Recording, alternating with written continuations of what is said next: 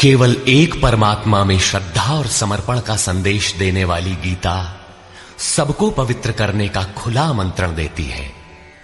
सृष्टि में कहीं भी रहने वाले अमीर अथवा गरीब, कुलीन तथा आदिवासी, पुण्यात्मा और पापी, स्त्री और पुरुष, सदाचारी एवं अत्यंत दुराचारी, सबका इसमें प्रवेश है।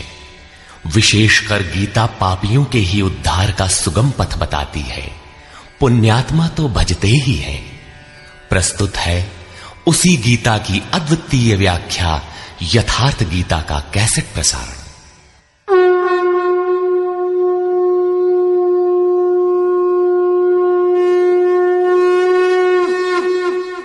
ओम श्री परमात्मने नमः।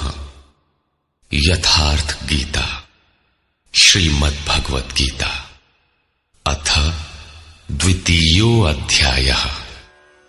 प्रथम अध्याय गीता की प्रवेशिका है, जिसमें आरंभ में पथिक को प्रतीत होने वाली उलझनों का चित्रण है। लड़ने वाले संपूर्ण कौरव पांडव थे, किंतु संशय का पात्र मात्र अर्जुन है। अनुराग ही अर्जुन है। इष्ट के अनुरूप राग ही पथिक को क्षेत्र क्षेत्रज्ञ के संघर्ष के लिए प्रेरित करता है। अनुराग आरंभिक स्तर है।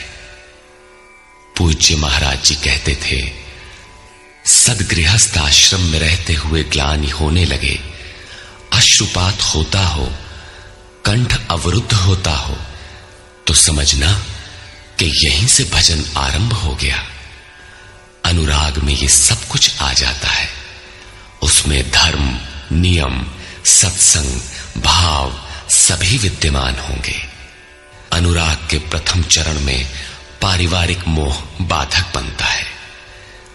पहले सभी चाहते हैं कि हम उस परम सत्य को प्राप्त कर लें, किंतु आगे बढ़ने पर वो देखता है कि इन मधुर संबंधों का उच्छेद करना होगा। तब हताश हो जाता है। वो पहले से जो कुछ धर्म कर्म मानकर करता था, उतने में ही संतोष करने लगता है। अपने मोह की पुष्टि के लिए वो प्रचलित रूढ़ियों का प्रमाण भी प्रस्तुत करता है, जैसा अर्जुन ने किया कि कुल धर्म सनातन है।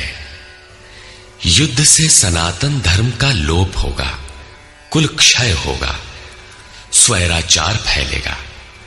ये अर्जुन का उत्तर नहीं था, बल्कि सद्गुरु के सान्निध्य से पूर्व की अपनाई गई एक कुरीति मात्र थी। इन्हीं कुरीतियों में फंसकर मनुष्य पृथक पृथक धर्म, अनेक संप्रदाय, छोटे बड़े गुट और असंख्य जातियों की रचना कर लेता है।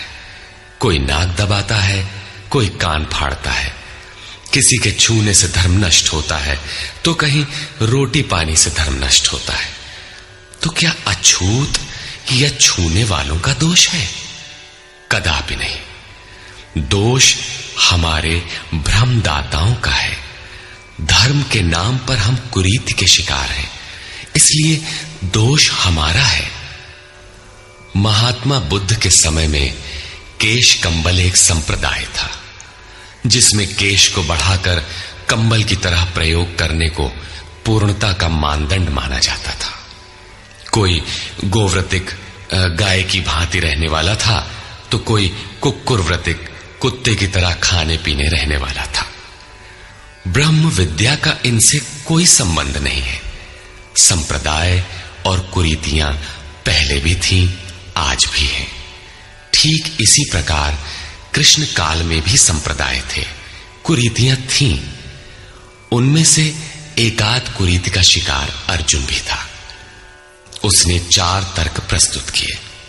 1, ऐसे युद्ध से सनातन धर्म नष्ट हो जाएगा। 2, वर्ण संकर पैदा होगा। 3, पिंडोदक क्रिया लोप होगी। और 4, हम लोग कुलक्षय द्वारा महान पाप करने को उद्यत हुए हैं। इस पर योगेश्वर श्री कृष्ण ने कहा, संजय उवाच।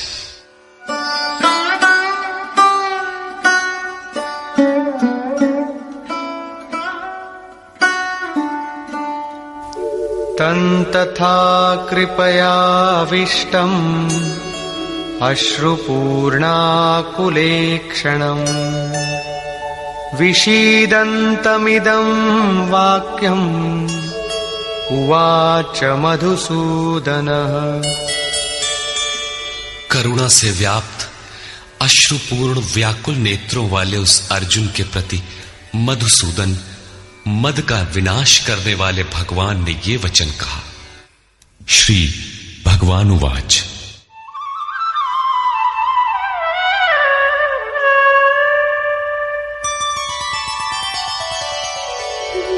कुतस्त्वाकश्मलमिदं विषमे समुपस्थितम् अनार्यजुष्टमस्वर्ग्यम् अकीर्तिकरमर्जुन। अर्जुन, इस विषम स्थल में तुझे ये अज्ञान कहां से हो गया? विषम स्थल अर्थात जिसकी समता का सृष्टि में कोई स्थल है ही नहीं, पारलौकिक है लक्ष्य जिसका, उस निर्विवाद स्थल पर तुझे अज्ञान कहां से हुआ? अज्ञान क्यों? अर्जुन तो सनातन धर्म की रक्षा के लिए कटिबद्ध है। क्या सनातन धर्म की रक्षा के लिए प्राणपण से तत्पर होना अज्ञान है? श्री कृष्ण कहते हैं, हां, ये अज्ञान है। न तो संभावित पुरुषों द्वारा इसका आचरण किया गया है, न स्वर्ग ही देने वाला है और न ये कीर्ति को ही करने वाला है। सन्मार्ग पर जो दृढ़ता पूर्वक आरूढ़ है उसे आर्य कहते हैं। परिवार के लिए मरना मिटना यदि अज्ञान न होता तो महापुरुष उस पर अवश्य चले होते। यदि कुल धर्म ही सत्य होता तो स्वर्ग और कल्याण की निःश्रेणी अवश्य बनता। ये कीर्तिदायक भी नहीं है। मीरा भजन करने लगी तो लोग कहें मीरा भई बावरी, सास कहे कुल नाशी रे। जिस परिवार, कुल और मर्यादा के लिए मीरा की सास बिलख रही थी, आज उस कुलवंती सास को कोई नहीं जानता। मीरा को विश्व जानता है। ठीक इसी प्रकार परिवार के लिए जो परेशान हैं, उनकी भी कीर्ति कब तक रहेगी? जिसमें कीर्ति नहीं, कल्याण नहीं, श्रेष्ठ पुरुषों ने भूल कर भी जिसका आचरण नहीं किया, तो सिद्ध है कि वो अज्ञान है। अतः क्लैब्यमास्मगमः पार्थ नैतत्त्वय्युपपद्यते क्षुद्रं हृदय दौर्बल्यं त्यक्त्वोत्तिष्ठ परन्तप। अर्जुन, नपुंसकता को मत प्राप्त हो। क्या अर्जुन नपुंसक था? क्या आप पुरुष हैं? नपुंसक वो है जो पौरुष से हीन हो। सब अपनी समझ से पुरुषार्थ ही तो करते हैं। किसान रात दिन खून पसीना एक करके खेत में पुरुषार्थ ही तो करता है। कोई व्यापार में पुरुषार्थ समझता है तो कोई पद का दुरुपयोग करके पुरुषार्थी बनता है। जीवन भर पुरुषार्थ करने पर भी खाली हाथ जाना पड़ता है। स्पष्ट है कि ये पुरुषार्थ नहीं है। शुद्ध पुरुषार्थ है आत्मदर्शन। गार्गी ने याज्ञवल्क्य से कहा, नपुंसक पुमान ज्ञेयो यो न वेत्ति हृदि स्थितम पुरुषम स्वप्रकाशम तस्मानंदात्मानमव्ययम्। वो पुरुष होते हुए भी नपुंसक है जो हृदयस्थ आत्मा को नहीं पहचानता। वो आत्मा ही पुरुष स्वरूप, स्वयं प्रकाश, उत्तम आनंद युक्त और अव्यक्त है। उसे पाने का प्रयास ही पौरुष है। अर्जुन, तू नपुंसकता को न प्राप्त हो, ये तेरे योग्य नहीं है। हे परम तप, हृदय की इस क्षुद्र दुर्बलता को त्याग कर युद्ध के लिए खड़ा हो। इस पर अर्जुन ने तीसरा प्रश्न प्रस्तुत किया। अर्जुन उवाच।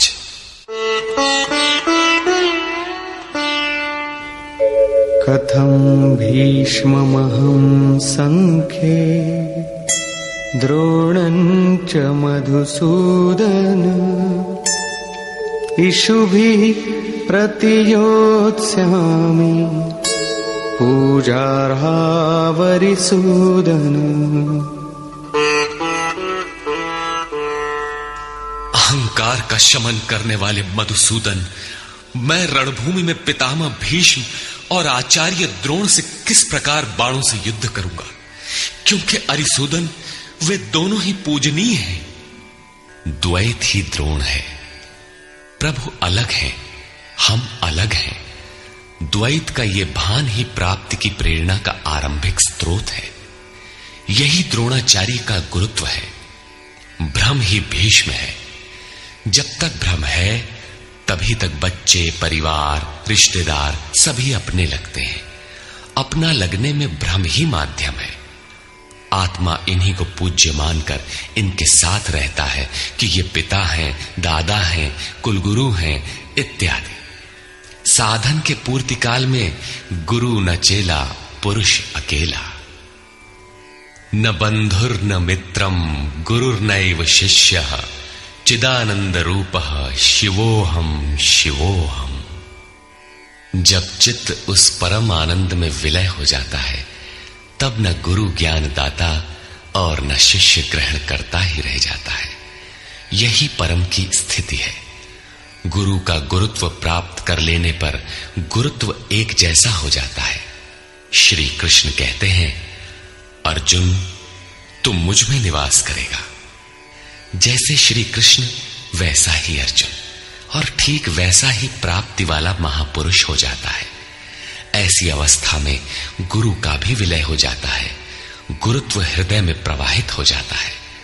अर्जुन गुरु पद की ढाल बनाकर इस संघर्ष में प्रवृत्त होने से कतराना चाहता है। वो कहता है,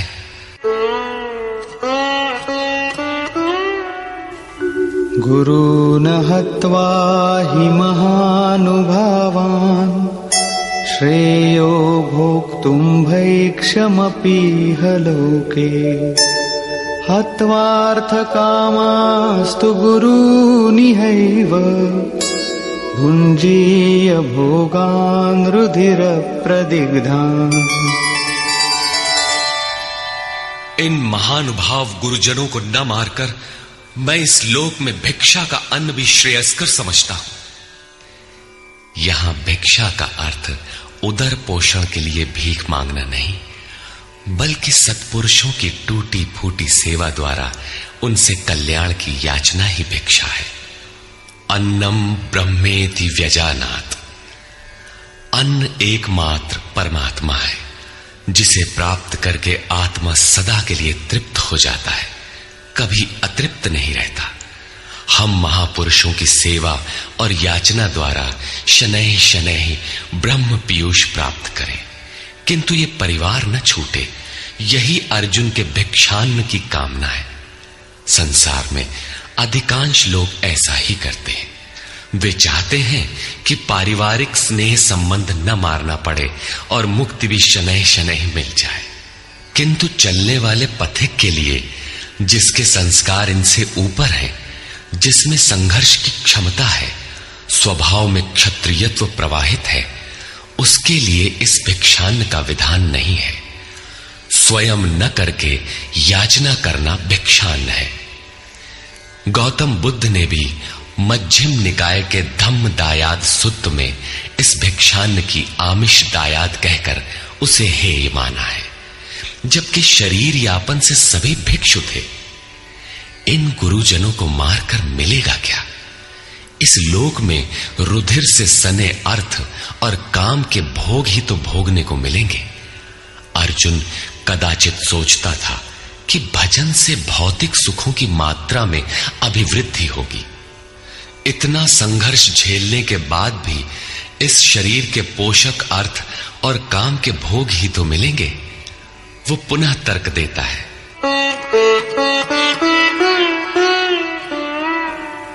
न चैतद्विद्मः कतरन्नो गरीयो यद्वा जयेम यदि वा नो जयेयुः यानेव हत्वा न जिजीविषामः तेव स्थिताः प्रमुखे धार्तराष्ट्राः।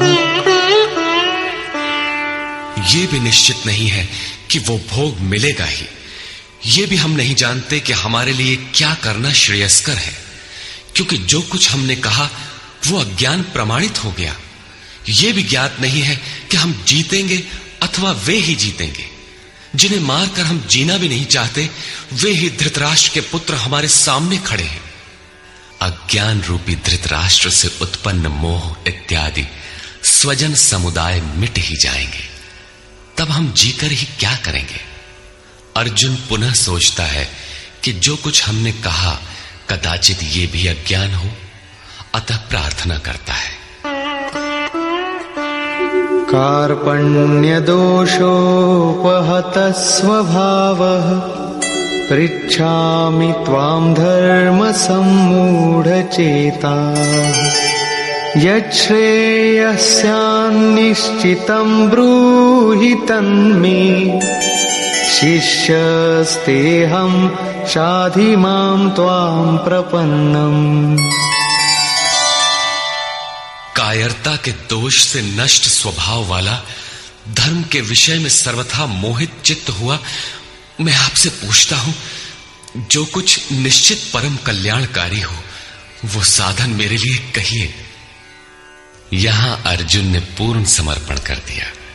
अभी तक वो श्री कृष्ण को अपने स्तर का ही समझता था, अनेक विद्याओं में अपने को कुछ आगे ही मानता था। यहां उसने अपनी बागडोर श्री कृष्ण को वस्तुतः सौंप दी। सद्गुरु पूर्ति पर्यंत हृदय में रहकर साधक के साथ चलते हैं। यदि वे साथ न रहे तो साधक पार न हो। युवा कन्या के परिवार वाले जिस प्रकार शादी विवाह तक उसको संयम की शिक्षा देते हुए संभाल ले जाते हैं, ठीक उसी प्रकार सद्गुरु अपने शिष्य की अंतरात्मा से रथी होकर उसे प्रकृति की घाटियों से निकालकर पार कर देते हैं। अर्जुन निवेदन करता है कि भगवान, एक बात और है। नहि प्रपश्यामि ममापनुद्यात् यच्छोकमुच्छोषणमिन्द्रियाणाम् अवाप्य भूमावसपत्नमृद्धम् राज्यं सुराणामपि चाधिपत्यम्। भूमि पर निष्कंटक धन धान्य संपन्न राज्य को और देवताओं के स्वामीपन इंद्र पद को पाकर भी मैं उस उपाय को नहीं देखता जो मेरी इंद्रियों को सुखाने वाले शोक को दूर कर सके। जब शोक बना ही है तो ये सब लेकर ही मैं क्या करूंगा। यदि इतना ही मिलना है तो क्षमा करे। अर्जुन ने सोचा, अब इसके आगे बतावेंगे भी क्या। संजय उवाच। एवमुक्त्वा ऋषिकेशं गुडाकेशः परन्तप न योत्स्यैति गोविन्दम् उक्त्वा तूष्णीं बभूवः। संजय बोला, हे राजन, मोह निशाजयी अर्जुन ने हृदय के सर्वज्ञ श्री कृष्ण से ये कहकर कि गोविंद मैं युद्ध नहीं करूंगा, चुप हो गया। अभी तक अर्जुन की दृष्टि पौराणिक है, जिसमें कर्म कांडों के साथ भोगों की उपलब्धि का विधान है, जिसमें स्वर्ग ही सब कुछ माना जाता है, जिस पर श्री कृष्ण प्रकाश डालेंगे कि ये विचारधारा भी गलत है। तमुवाच ऋषिकेशः प्रहसन्निव भारत सेनयोरुभयोर्मध्ये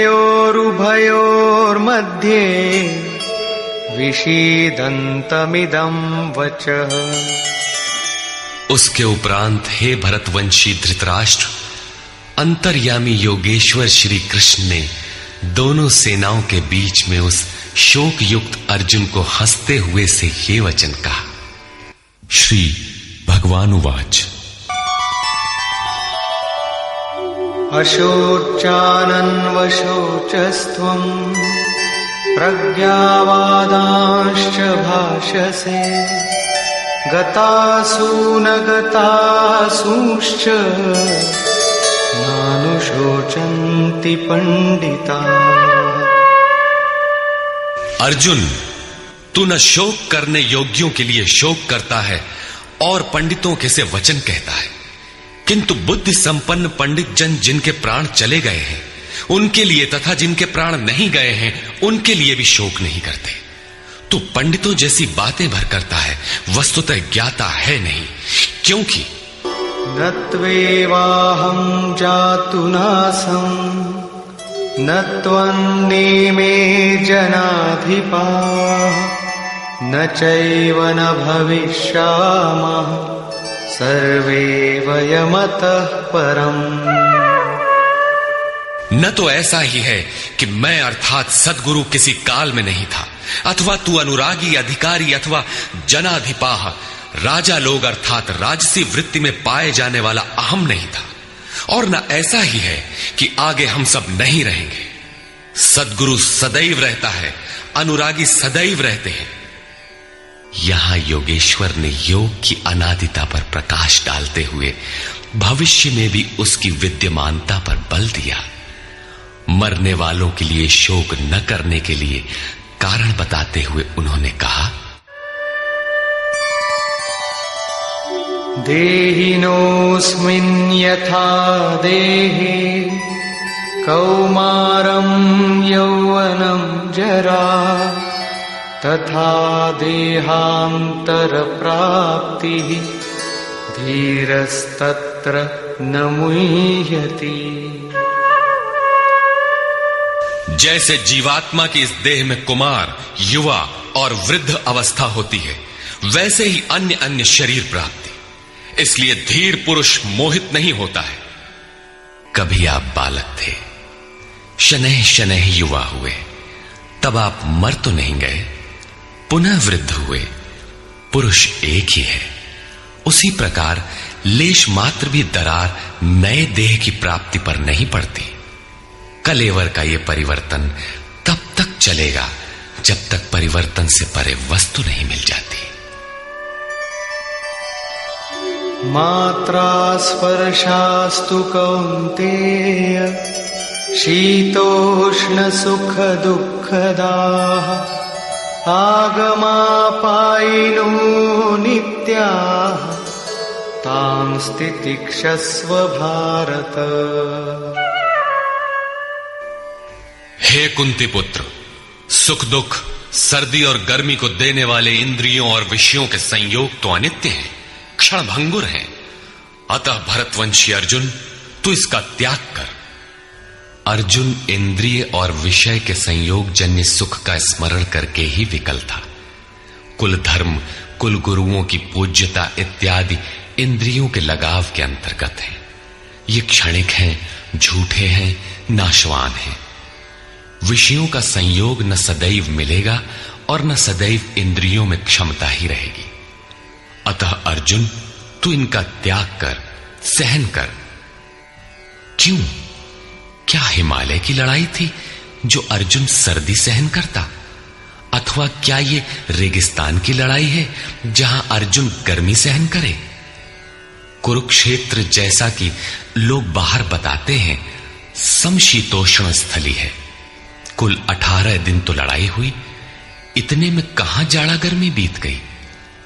वस्तुतः सर्दी गर्मी, दुख सुख, मान अपमान का सहन करना एक योगी पर निर्भर करता है। यह हृदय देश की लड़ाई का चित्रण है। बाहर युद्ध के लिए गीता नहीं कहती। यह क्षेत्र क्षेत्रज्ञ का संघर्ष है, जिसमें आसुरी संपद का सर्वथा शमन कर परमात्मा में स्थिति दिलाकर दैवी संपद भी शांत हो जाती है। जब विकार है ही नहीं तो सजातीय प्रवृत्तियां किस पर आक्रमण करें? अतः पूर्णत्व के साथ वे भी शांत हो जाती हैं, इससे पहले नहीं। गीता अंतर्देश की लड़ाई का चित्रण है। इस त्याग से मिलेगा क्या, इससे लाभ क्या है, इस पर श्री कृष्ण कहते हैं, यम हि न व्यथयन्त्येते पुरुषं पुरुषर्षभ समदुःख सुखं धीरं सोमृतत्वाय कल्पते। क्योंकि हे पुरुष श्रेष्ठ, दुख सुख को समान समझने वाले जिस धीर पुरुष को इंद्रियों और विषयों के संयोग व्यथित नहीं कर पाते, वो मृत्यु से परे अमृत तत्व की प्राप्ति के योग्य हो जाता है। यहां श्री कृष्ण ने एक उपलब्धि अमृत की चर्चा की। अर्जुन सोचता था कि युद्ध के परिणाम में स्वर्ग मिलेगा या पृथ्वी, किंतु श्री कृष्ण कहते हैं कि न स्वर्ग मिलेगा और न पृथ्वी, बल्कि अमृत मिलेगा। अमृत क्या है? नासतो विद्यते भावो ना भावो विद्यते सतः उभयोरपि दृष्टोऽन्तः त्वनयोस्तत्त्वदर्शिभिः। अर्जुन, असत वस्तु का अस्तित्व नहीं है, वो है ही नहीं, उसे रोका नहीं जा सकता, और सत्य का तीनों काल में अभाव नहीं है, उसे मिटाया नहीं जा सकता। अर्जुन ने पूछा, क्या भगवान होने के नाते आप कहते हैं? श्री कृष्ण ने बताया, मैं तो कहता ही हूं, इन दोनों का यह अंतर हमारे साथ साथ तत्वदर्शियों द्वारा भी देखा गया है। श्री कृष्ण ने वही सत्य दोहराया जो तत्वदर्शियों ने कभी देख लिया था। श्री कृष्ण भी एक तत्वदर्शी महापुरुष थे। परम तत्व परमात्मा का प्रत्यक्ष दर्शन करके उसमें स्थिति वाले तत्वदर्शी कहलाते हैं। सत और असत हैं क्या, इस पर कहते हैं, अविनाशी तु तद्विद्धि येन सर्वमिदं ततं विनाशमव्ययस्यास्य न कश्चित् कर्तुमर्हति। नाश रहित तो वो है जिससे ये संपूर्ण जगत व्याप्त है। इस अव्ययस्य अविनाशी का विनाश करने में कोई समर्थ नहीं है। किंतु इस अविनाशी अमृत का नाम क्या है, वो है कौन? अंतवंत इमे देहा नित्यस्योक्ता शरीरिणः अनाशिनो प्रमेयस्य तस्माद्युध्यस्व भारत। अविनाशी, अप्रमेय, नित्य स्वरूप आत्मा के ये सभी शरीर नाशवान कहे गए हैं। इसलिए भरतवंशी अर्जुन, तू युद्ध कर। आत्मा ही अमृत है, आत्मा ही अविनाशी है जिसका तीनों कालों में नाश नहीं होता। आत्मा ही सत है, शरीर नाशवान है, यही असत है जिसका तीनों कालों में अस्तित्व नहीं है। शरीर नाशवान है, इसलिए तू युद्ध कर। इस आदेश से यह स्पष्ट नहीं होता कि अर्जुन केवल कौरवों को मारे। पांडव पक्ष में भी तो शरीर ही खड़े थे। क्या पांडव के शरीर अविनाशी थे? यदि शरीर नाशवान है तो श्री कृष्ण किसकी रक्षा में खड़े थे? क्या अर्जुन कोई शरीरधारी था? शरीर जो असत है, जिसका अस्तित्व नहीं है, जिसे रोका नहीं जा सकता, क्या श्री कृष्ण उस शरीर की रक्षा में खड़े हैं? यदि ऐसा है तो वे भी अविवेकी और मूढ़ हैं, क्योंकि आगे श्री कृष्ण स्वयं कहते हैं कि जो केवल शरीर के लिए ही पचता है, श्रम करता है, वो अविवेकी और मूढ़ बुद्धि है। वो पापायु पुरुष व्यर्थ ही जीता है। अंततः अर्जुन कौन था? वस्तुतः अनुराग ही अर्जुन है।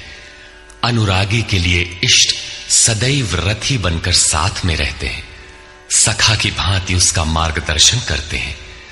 आप शरीर नहीं है। शरीर तो आवरण है, रहने का मकान है। उसमें रहने वाला अनुराग पूरित आत्मा है। भौतिक युद्ध, मारने काटने से शरीरों का अंत नहीं होता।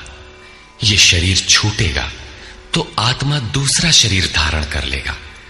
इसी संदर्भ में श्री कृष्ण कह चुके हैं कि जिस प्रकार बाल्यकाल से युवा या वृद्धावस्था आती है, उसी प्रकार देहांतर की प्राप्ति होती है। शरीर काटेंगे तो जीवात्मा नया वस्त्र बदल लेगा। शरीर संस्कारों के आश्रित है और संस्कार मन पर आधारित है। मन एव मनुष्याणाम कारणम बंध मोक्षयोः। मन का सर्वथा निरोध होना, अचल स्थिर ठहरना और अंतिम संस्कार का विलय एक ही क्रिया है। संस्कारों की सतह का टूट जाना ही शरीरों का अंत है। इसे तोड़ने के लिए आपको आराधना करनी होगी, जिसे श्री कृष्ण ने कर्म या निष्काम कर्मयोग की संज्ञा दी है।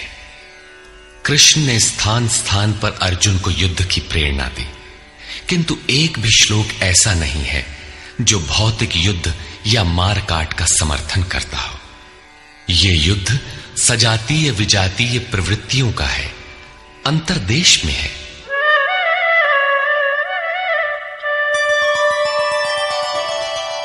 य एनं वेत्ति हन्तारम् यश्चैनं मन्यते हतम् उभौ तौ न विजानीतो नायं हन्ति न हन्यते।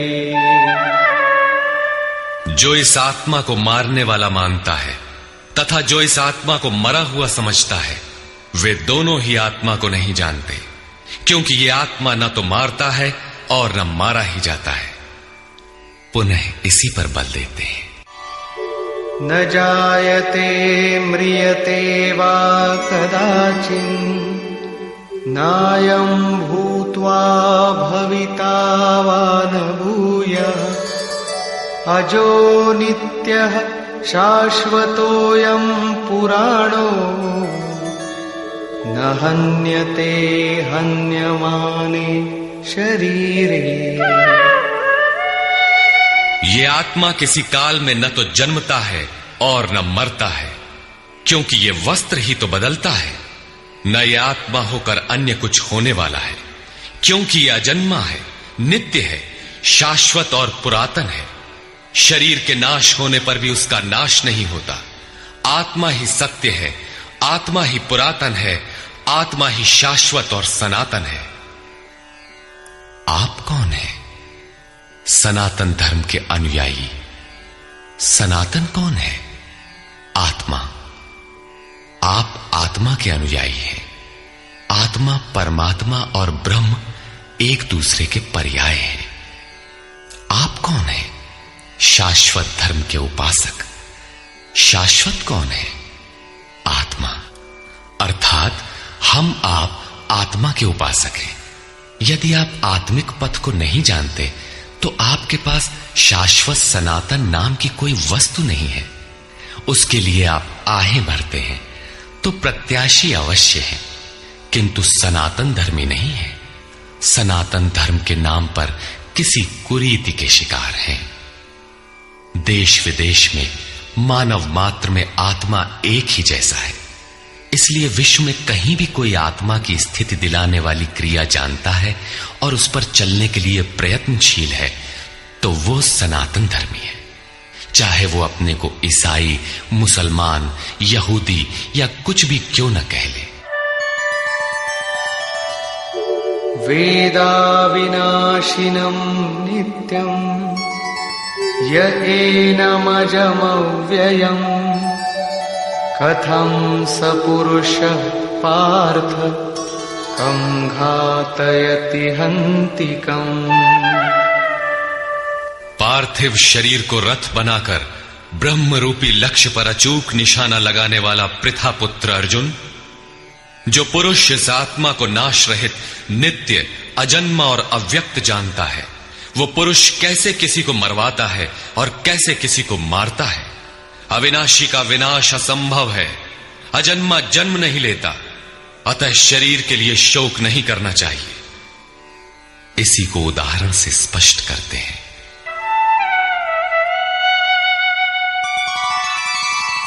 वासांसि जीर्णानि यथा विहाय नवानि गृह्णाति नरोपराणि तथा शरीराणि विहाय जीर्णान्यन्यानि संयाति नवानि देहि।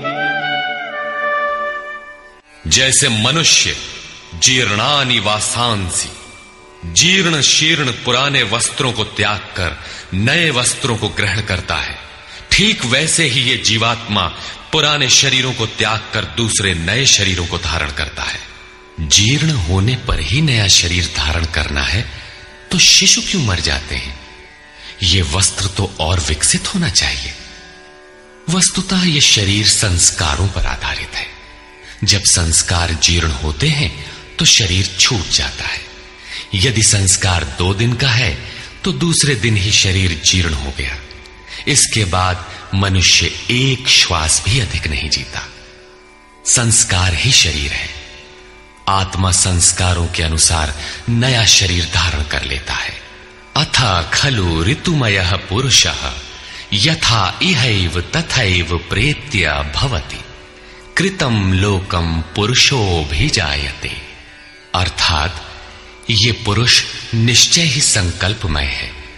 इस लोक में पुरुष जैसा निश्चय वाला होता है वैसा ही यहां से मरकर जाने पर होता है। अपने संकल्प से बनाए हुए शरीरों में पुरुष उत्पन्न होता है। इस प्रकार मृत्यु शरीर का परिवर्तन मात्र है, आत्मा नहीं मरता। पुनः इसकी अजरता अमरता पर बल देते हैं। नैनं छिन्दन्ति शस्त्राणि नैनं दहति पावकः न चैनं क्लेदयन्त्यापो न शोषयति मारुतः। अर्जुन, इस आत्मा को शस्त्रादि नहीं काटते, अग्नि इसे जला नहीं सकता, जल इसे गीला नहीं कर सकता और न वायु इसे सुखा ही सकता है। अच्छेद्योऽयमदाह्योऽयम् अक्लेद्यो शोष्य एव च नित्यः सर्वगतः स्थाणुः अचलोऽयं सनातनः। ये आत्मा अच्छेद्य है, इसे छेदा नहीं जा सकता। ये अदाह्य है, इसे जलाया नहीं जा सकता। ये अक्लेद्य है, इसे गीला नहीं किया जा सकता। आकाश इसे अपने में समाहित नहीं कर सकता। ये आत्मा निसंदेह अशोष्य, सर्वव्यापक, अचल, स्थिर रहने वाला और सनातन है। अर्जुन ने कहा था कि कुल धर्म सनातन है। ऐसा युद्ध करने से सनातन धर्म नष्ट हो जाएगा, किंतु श्री कृष्ण ने इसे अज्ञान माना और आत्मा को ही सनातन बताया। आप कौन हैं? सनातन धर्म के अनुयायी। सनातन कौन है? आत्मा। यदि आप आत्मा पर्यंत दूरी तय करने वाली विधि विशेष से अवगत नहीं हैं, तो आप सनातन धर्म नहीं जानते। इसका कुपरिणाम सांप्रदायिकता में फंसे धर्म भीरू लोगों को भोगना पड़ रहा है। जब मैटर क्षेत्र में पैदा होने वाली कोई वस्तु इस सनातन का स्पर्श नहीं कर सकती, तो छूने खाने से सनातन धर्म नष्ट कैसे हो सकता है? यह धर्म नहीं, एक कुरीति परिस्थिति थी जिससे भारत में सांप्रदायिक वैमनस्य बढ़ा और राष्ट्रीय एकता की आज भी समस्या बनी हुई है। धर्म की शरण हम क्यों जाते हैं? क्योंकि हम मरण धर्मा हैं और धर्म कोई ठोस चीज है जिसकी शरण जाकर हम भी अमर हो जाए। हम तो मारने से मरेंगे और ये धर्म केवल छूने और खाने से मर जाएगा, तो हमारी क्या रक्षा करेगा? धर्म तो आपकी रक्षा करता है, आपसे शक्तिशाली है। आप तलवार से मरेंगे और धर्म वो छूने से नष्ट हो गया। कैसा है आपका धर्म? कुरीतियां नष्ट होती हैं, न कि सनातन। सनातन तो ऐसी ठोस वस्तु है जिसे शस्त्र नहीं काटते, अग्नि जला नहीं सकता, जल इसे गीला नहीं कर सकता। खान पान तो दूर, प्रकृति में उत्पन्न कोई वस्तु उसका स्पर्श भी नहीं कर पाती, तो वो सनातन नष्ट कैसे हो गया? ऐसी ही कतिपय कुरीतियां अर्जुन काल में भी थी। उनका शिकार अर्जुन भी था। उसने विलाप करते हुए गिड़गिड़ाकर कहा कि कुल धर्म सनातन है, युद्ध से सनातन धर्म नष्ट हो जाएगा। कुल धर्म नष्ट होने से हम अनंत काल तक नरक में चले जाएंगे। किंतु श्री कृष्ण ने कहा, तुझे ये अज्ञान कहां से उत्पन्न हो गया? सिद्ध है कि वो कोई कुरीति थी। तभी तो श्री कृष्ण ने उसका निराकरण किया और बताया कि आत्मा ही सनातन है। यदि आप आत्मिक पथ नहीं जानते तो सनातन धर्म में आपका अभी तक प्रवेश नहीं हुआ है। जब यह सनातन शाश्वत आत्मा सबके अंदर व्याप्त है तो खोजा किसे जाए? इस पर श्री कृष्ण कहते हैं, अव्यक्तोऽयमचिन्त्योऽयम् अविकार्योऽयमुच्यते तस्मादेवं विदित्वैनं नानुशोचितुमर्हसि। ये आत्मा अव्यक्त अर्थात इंद्रियों का विषय नहीं है। इंद्रियों के द्वारा इसे समझा नहीं जा सकता। जब तक इंद्रियों और विषयों का संयोग है तब तक आत्मा तो है, किंतु उसे समझा नहीं जा सकता। वो अचिंत्य है। जब तक चित्त और चित्त की लहर है तब तक वो शाश्वत है तो, किंतु हमारे दर्शन, उपभोग और प्रवेश के लिए नहीं है। अतः चित्त का निरोध करे। पीछे श्री कृष्ण बता आए हैं कि असत वस्तु का अस्तित्व नहीं है और सत का तीनों कालों में अभाव नहीं है। वो सत है आत्मा। आत्मा ही अपरिवर्तनशील, शाश्वत, सनातन और अव्यक्त है। तत्वदर्शियों ने आत्मा को इन विशेष गुणधर्मों से युक्त देखा। न 10 भाषाओं के ज्ञाता ने देखा, न किसी समृद्धशाली ने देखा, बल्कि तत्वदर्शियों ने देखा। श्री कृष्ण ने आगे बताया कि तत्व है परमात्मा।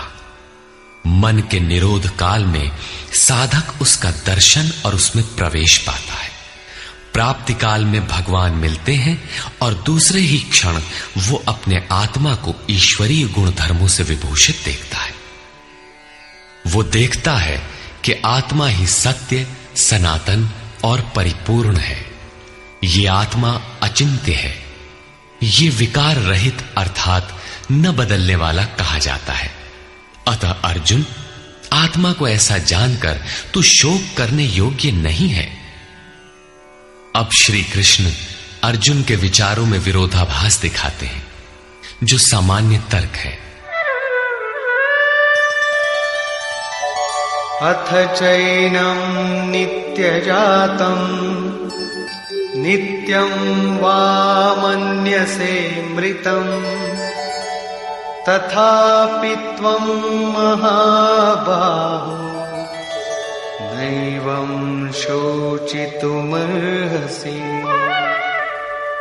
यदि तू इसे सदैव जन्मने वाला और सदा मरने वाला माने तब भी तुझे शोक नहीं करना चाहिए, क्योंकि जातस्य हि ध्रुवो मृत्युः ध्रुवं जन्म मृतस्य च तस्मादपरिहार्येऽर्थे न त्वं शोचितुमर्हसि।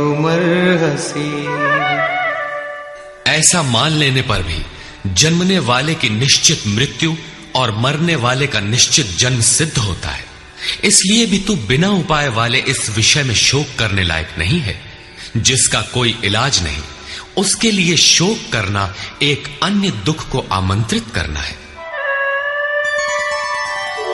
अव्यक्त व्यक्तादीनि भूतानि व्यक्तमध्यानि भारत अव्यक्तनिधनान्येव तत्र का परिदेवना।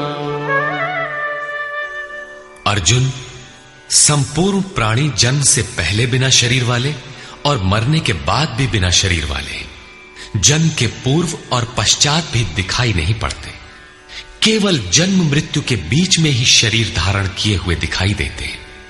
अतः इस परिवर्तन के लिए व्यर्थ की चिंता क्यों करते हो?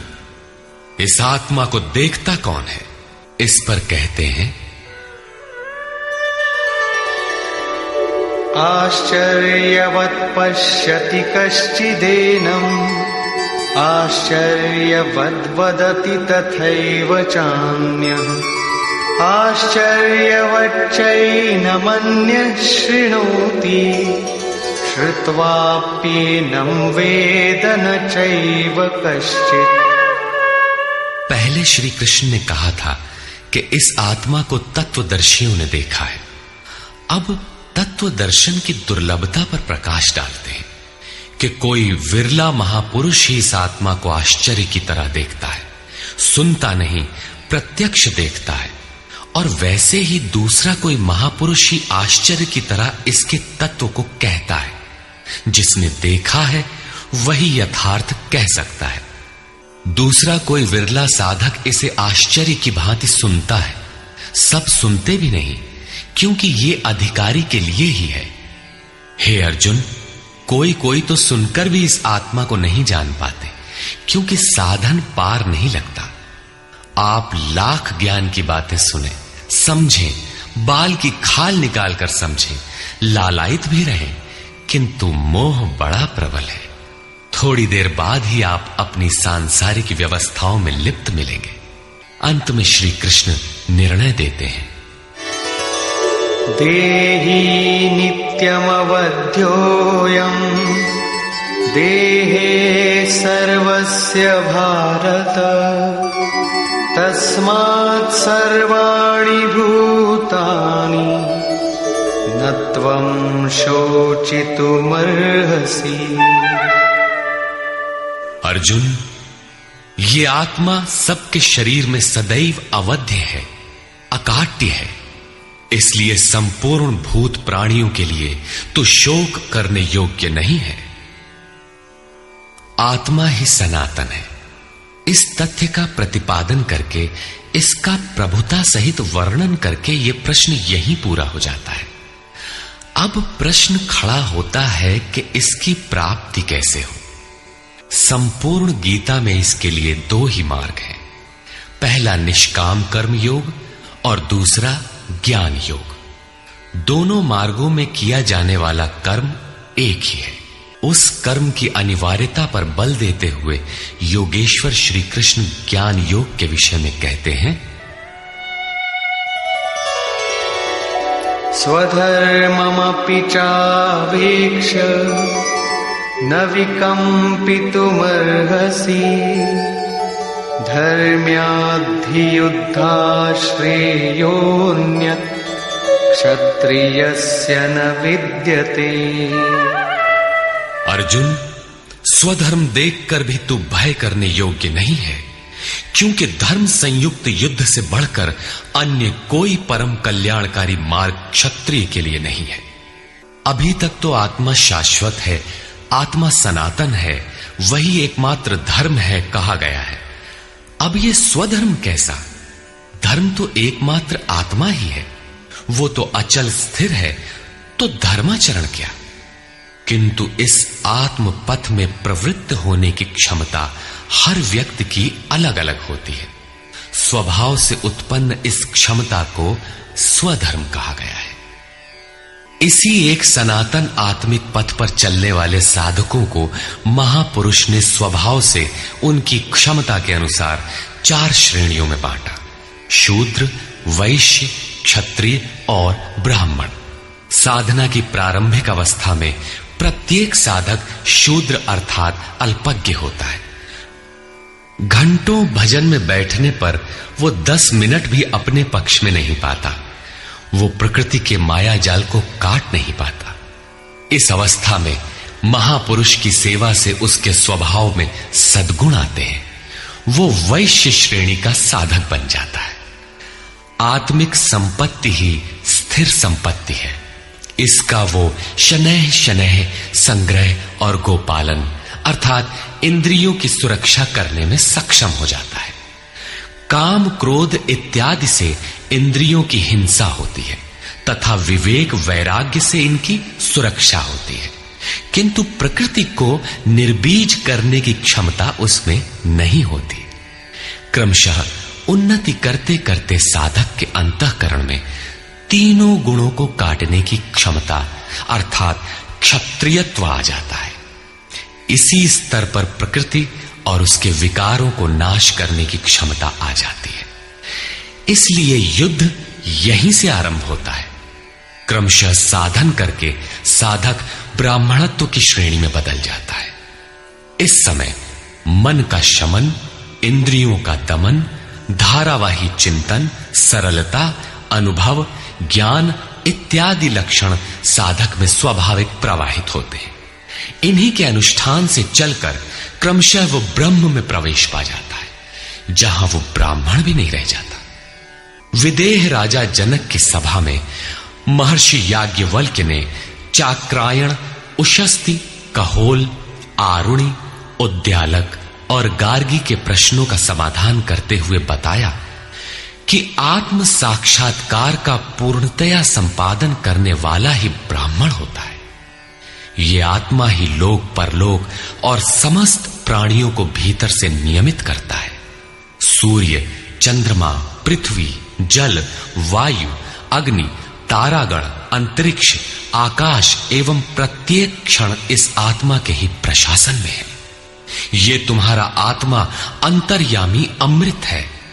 आत्मा अक्षर है, इससे भिन्न सब नाशवान है।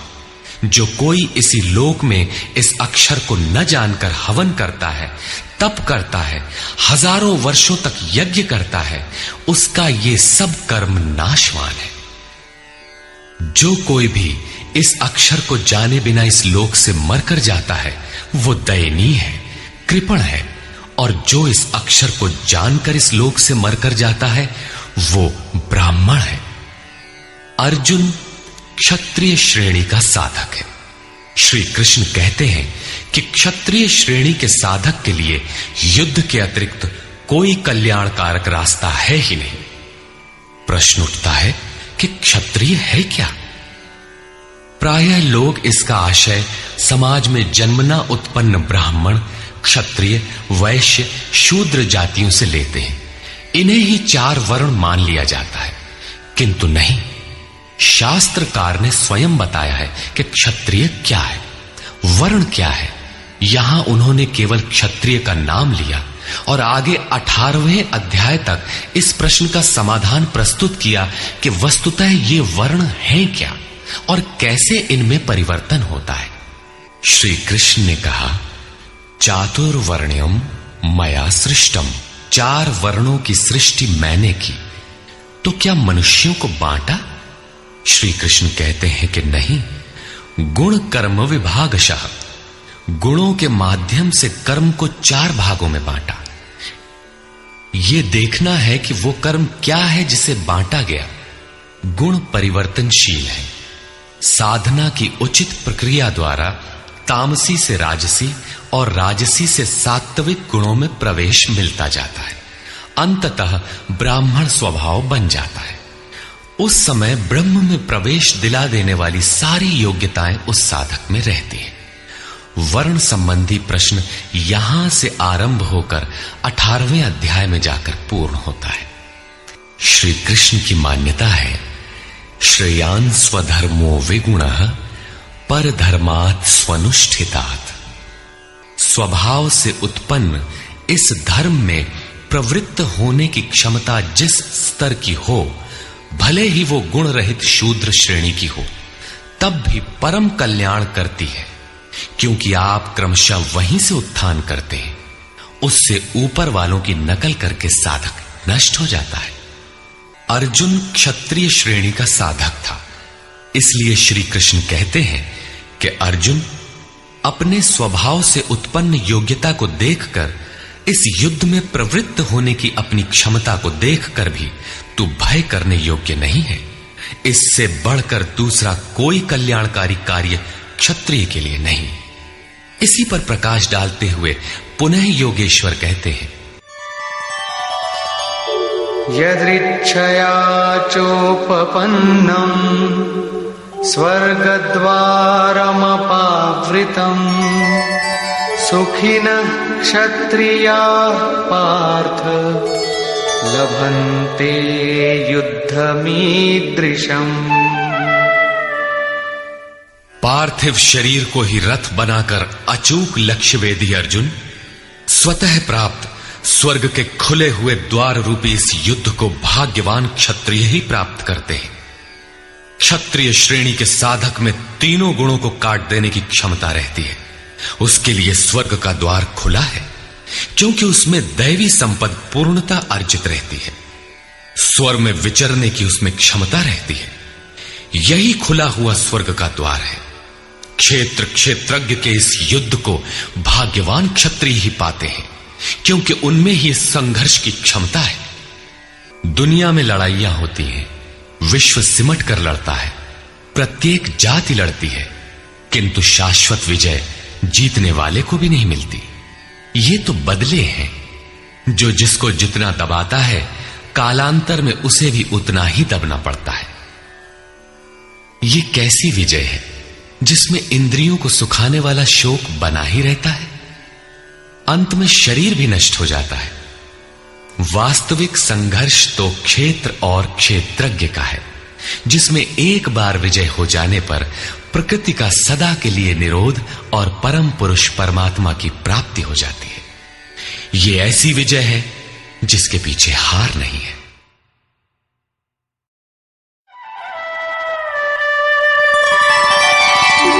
अथ चेत्त्वमिमं धर्म्यं संग्रामं न करिष्यसि ततः स्वधर्मं कीर्तिं च हित्वा पापमवाप्स्यसि। और यदि तू इस धर्मयुक्त संग्राम अर्थात शाश्वत सनातन परम धर्म परमात्मा में प्रवेश दिलाने वाला धर्म युद्ध नहीं करेगा, तो स्वधर्म अर्थात स्वभाव से उत्पन्न संघर्ष करने की क्षमता, क्रिया में प्रवृत्त होने की क्षमता को खोकर पाप अर्थात आवागमन और अपकीर्ति को प्राप्त होगा। अपकीर्ति पर प्रकाश डालते हैं। अकीर्तिं चापि भूतानि कथयिष्यन्ति ते व्ययाम् संभावितस्य चाकीर्तिः मरणादतिरिच्यते। सब लोग बहुत काल तक तेरी अपकीर्ति का कथन करेंगे। आज भी पदच्युत होने वाले महात्माओं में विश्वामित्र, पाराशर, निमि, श्रृंगी इत्यादि की गणना होती है। बहुत से साधक अपने धर्म पर विचार करते हैं, सोचते हैं कि लोग हमें क्या कहेंगे। ऐसा भाव भी साधना में सहायक होता है। इससे साधना में लगे रहने की प्रेरणा मिलती है। कुछ दूरी तक यह भाव भी साथ देता है। माननीय पुरुषों के लिए अपकीर्ति मरण से भी बढ़कर होती है। भयाद्रणादुपरतम् मौस्यन्ते त्वां महारथाः येषां च त्वं बहुमतो भूत्वा यास्यसि लाघवम्। जिन महारथियों की निगाह में तू बहुत माननीय होकर अब तुच्छता को प्राप्त होगा, वे महारथी लोग तुझे भय के कारण युद्ध से उपराम हुआ मानेंगे। महारथी कौन?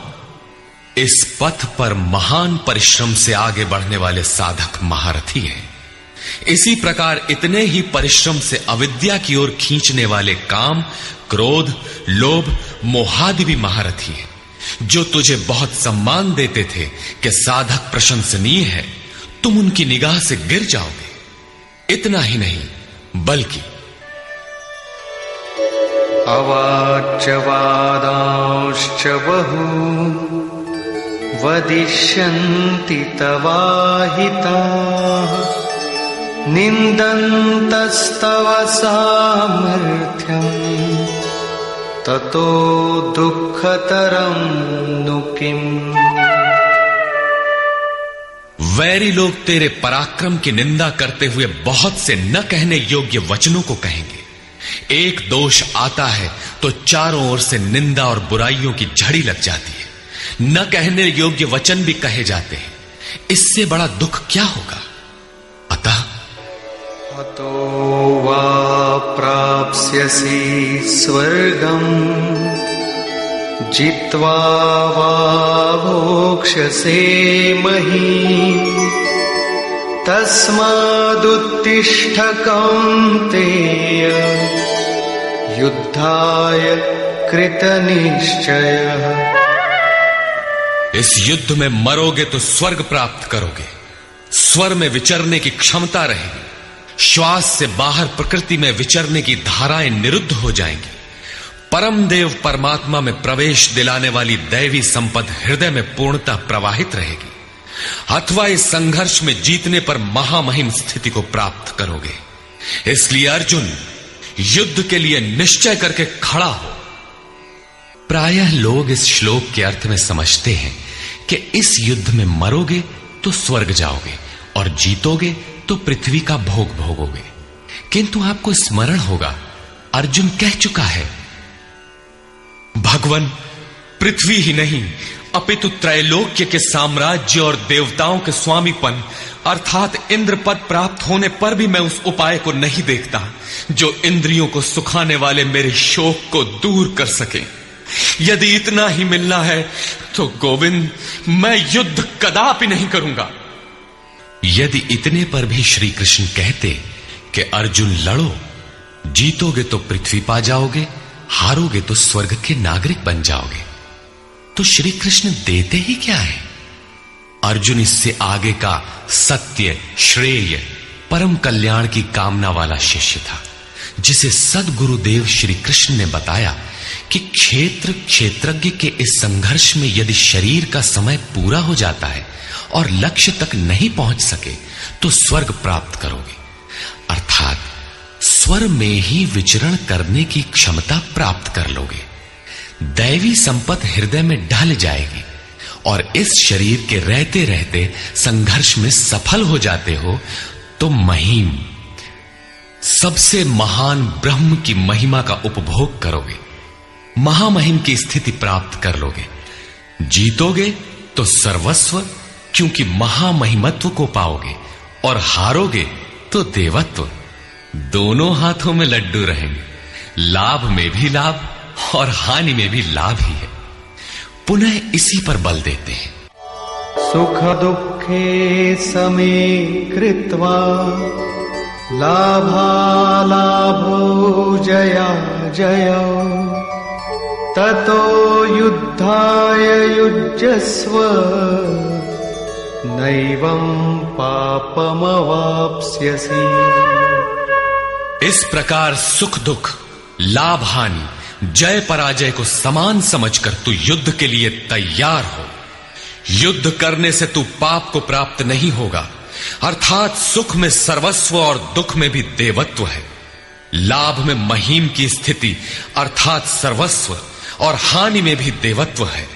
जय में महामहिम स्थिति और पराजय में भी दैवी संपत्ति पर अधिकार है।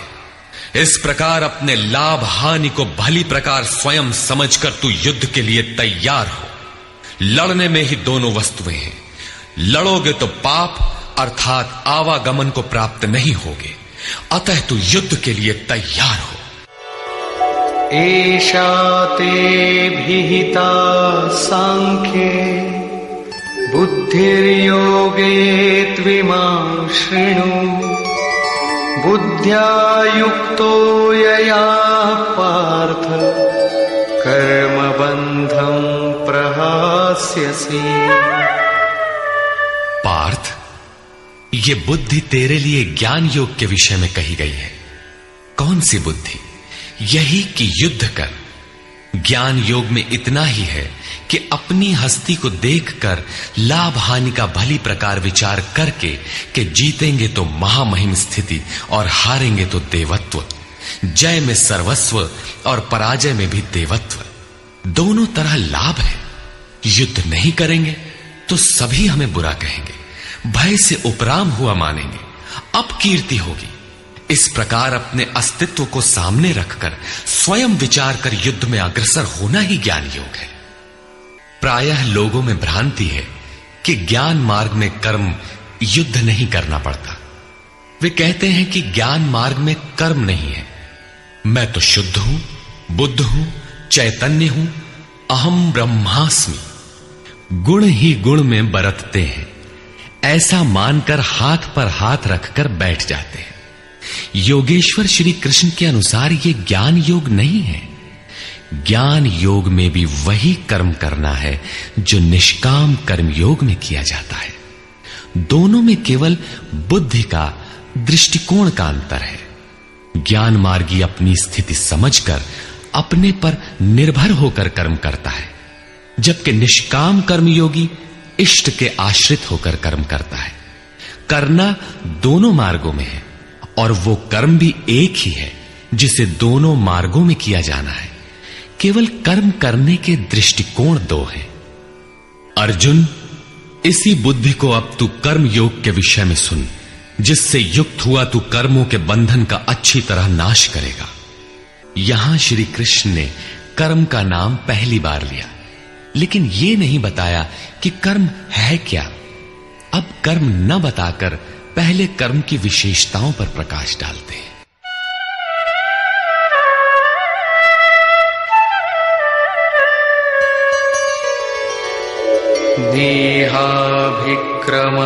देहाभिक्रमनाशोऽस्ति प्रत्यवायो न विद्यते, स्वल्पमप्यस्य धर्मस्य त्रायते महतो भयात्।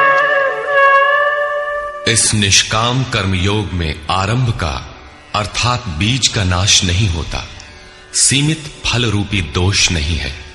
इसलिए इस निष्काम कर्म का, इस कर्म से संपादित धर्म का थोड़ा भी साधन जन्म मृत्यु रूपी महान भय से उद्धार कर देता है। आप इस कर्म को समझें और उस पर 2 कदम चल भर दें, जो सदगृहस्थ आश्रम में रहकर ही चला जा सकता है। साधक तो चलते ही हैं। बीज भर डाल दें तो अर्जुन, बीज का नाश नहीं होता। प्रकृति में कोई क्षमता नहीं, ऐसा कोई अस्त्र नहीं कि उस सत्य को मिटा दे। प्रकृति केवल आवरण डाल सकती है, कुछ देर कर सकती है, किंतु साधन के आरंभ को मिटा नहीं सकती। आगे श्री कृष्ण ने बताया कि सभी पापियों से भी बड़ा पापी ही क्यों न हो, ज्ञान रूपी नौका द्वारा निसंदेह पार हो जाएगा। ठीक उसी बात को यहां कहते हैं कि अर्जुन, निष्काम कर्म योग का बीजारोपण भर कर दें तो उस बीज का कभी नाश नहीं होता। विपरीत फल रूपी दोष भी इसमें नहीं होता कि आपको स्वर्ग, रिद्धियों या सिद्धियों तक पहुंचाकर छोड़ दे। आप ये साधन भले छोड़ दें, किंतु यह साधन आपका उद्धार करके ही छोड़ेगा। इस निष्काम कर्म योग का थोड़ा सा भी साधन जन्म मृत्यु के महान भय से उद्धार कर देता है। अनेक जन्म संसिद्धस्ततो याति पराम गतिम। कर्म का यह बीजारोपण अनेक जन्म के पश्चात वहीं खड़ा कर देगा जहां परम धाम है, परम गति है।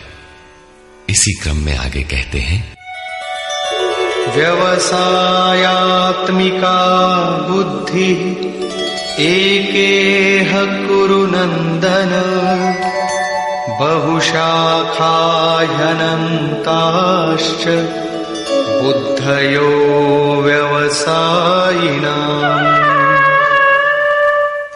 अर्जुन, इस निष्काम कर्म योग में क्रियात्मक बुद्धि एक ही है, क्रिया एक है और परिणाम एक ही है। आत्मिक संपत्ति ही स्थिर संपत्ति है। इस संपत्ति को प्रकृति के द्वंद्व में शनैः शनैः अर्जित करना व्यवसाय है।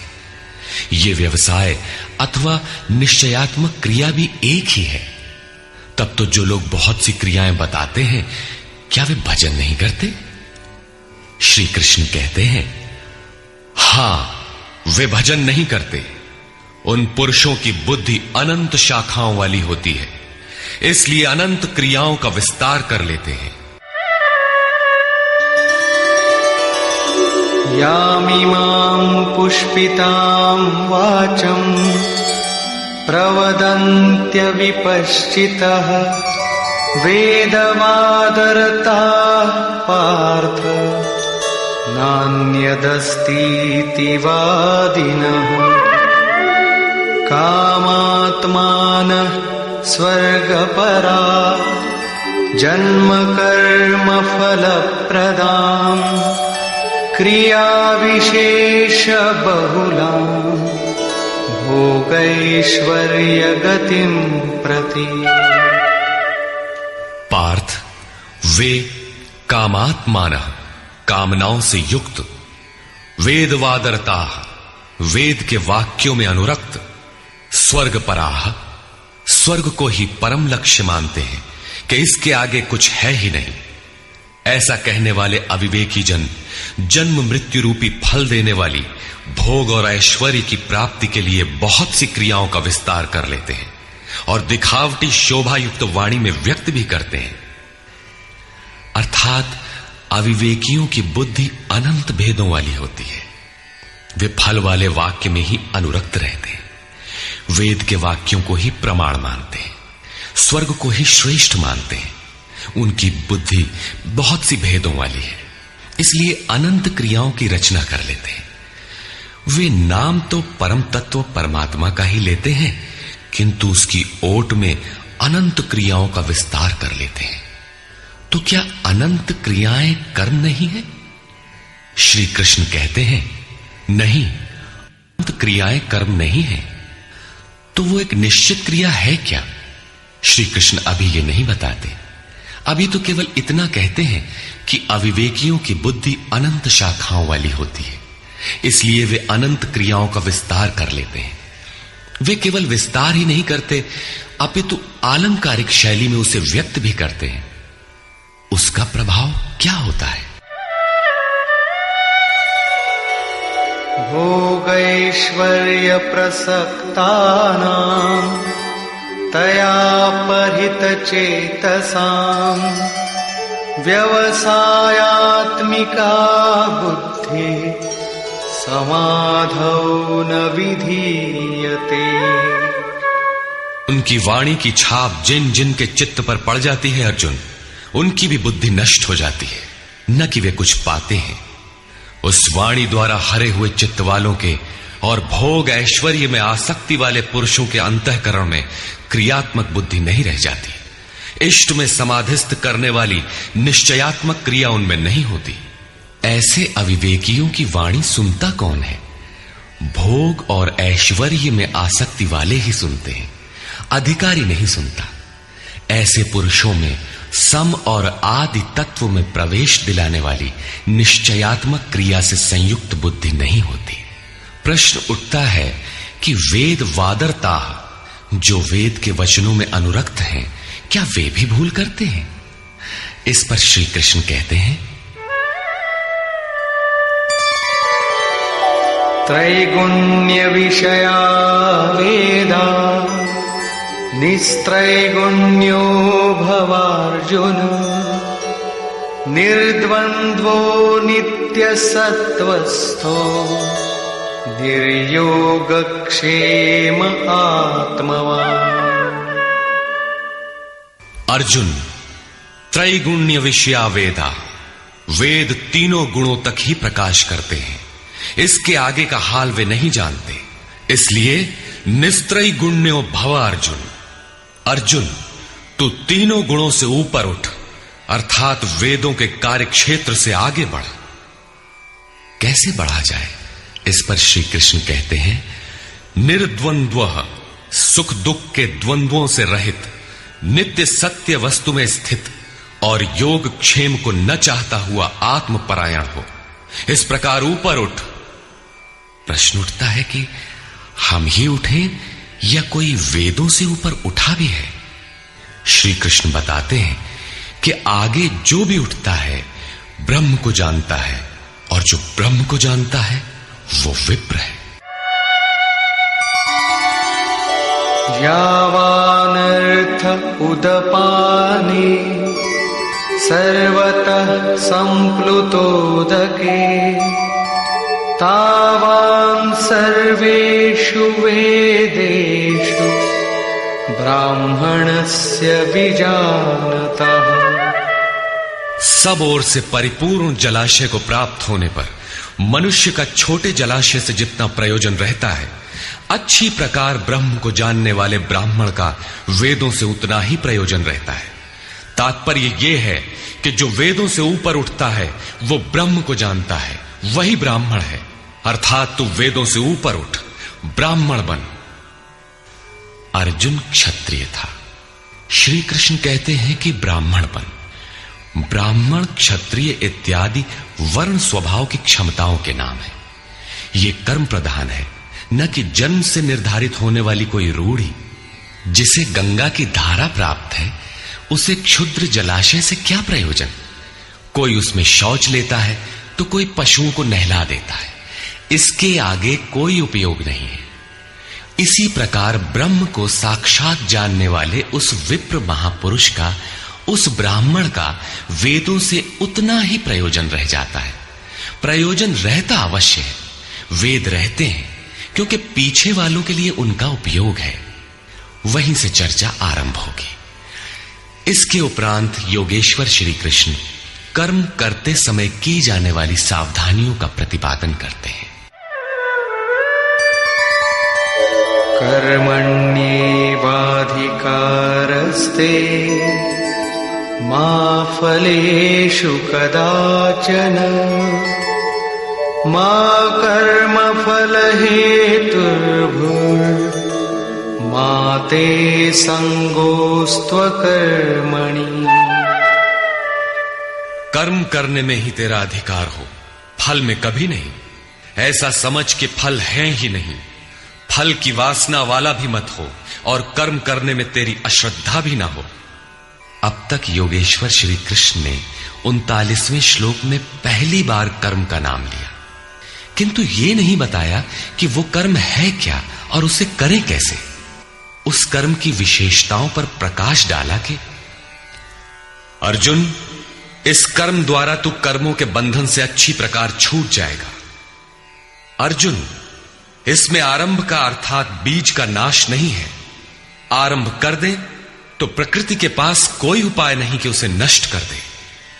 अर्जुन, इसमें सीमित फल रूपी दोष भी नहीं है कि स्वर्ग रिद्धियों सिद्धियों में फंसाकर खड़ा कर दे। अर्जुन, इस कर्म का थोड़ा भी साधन जन्म मरण के भय से उद्धार कराने वाला होता है। किंतु अभी तक उन्होंने यह नहीं बताया कि वो कर्म है क्या, किया कैसे जाए।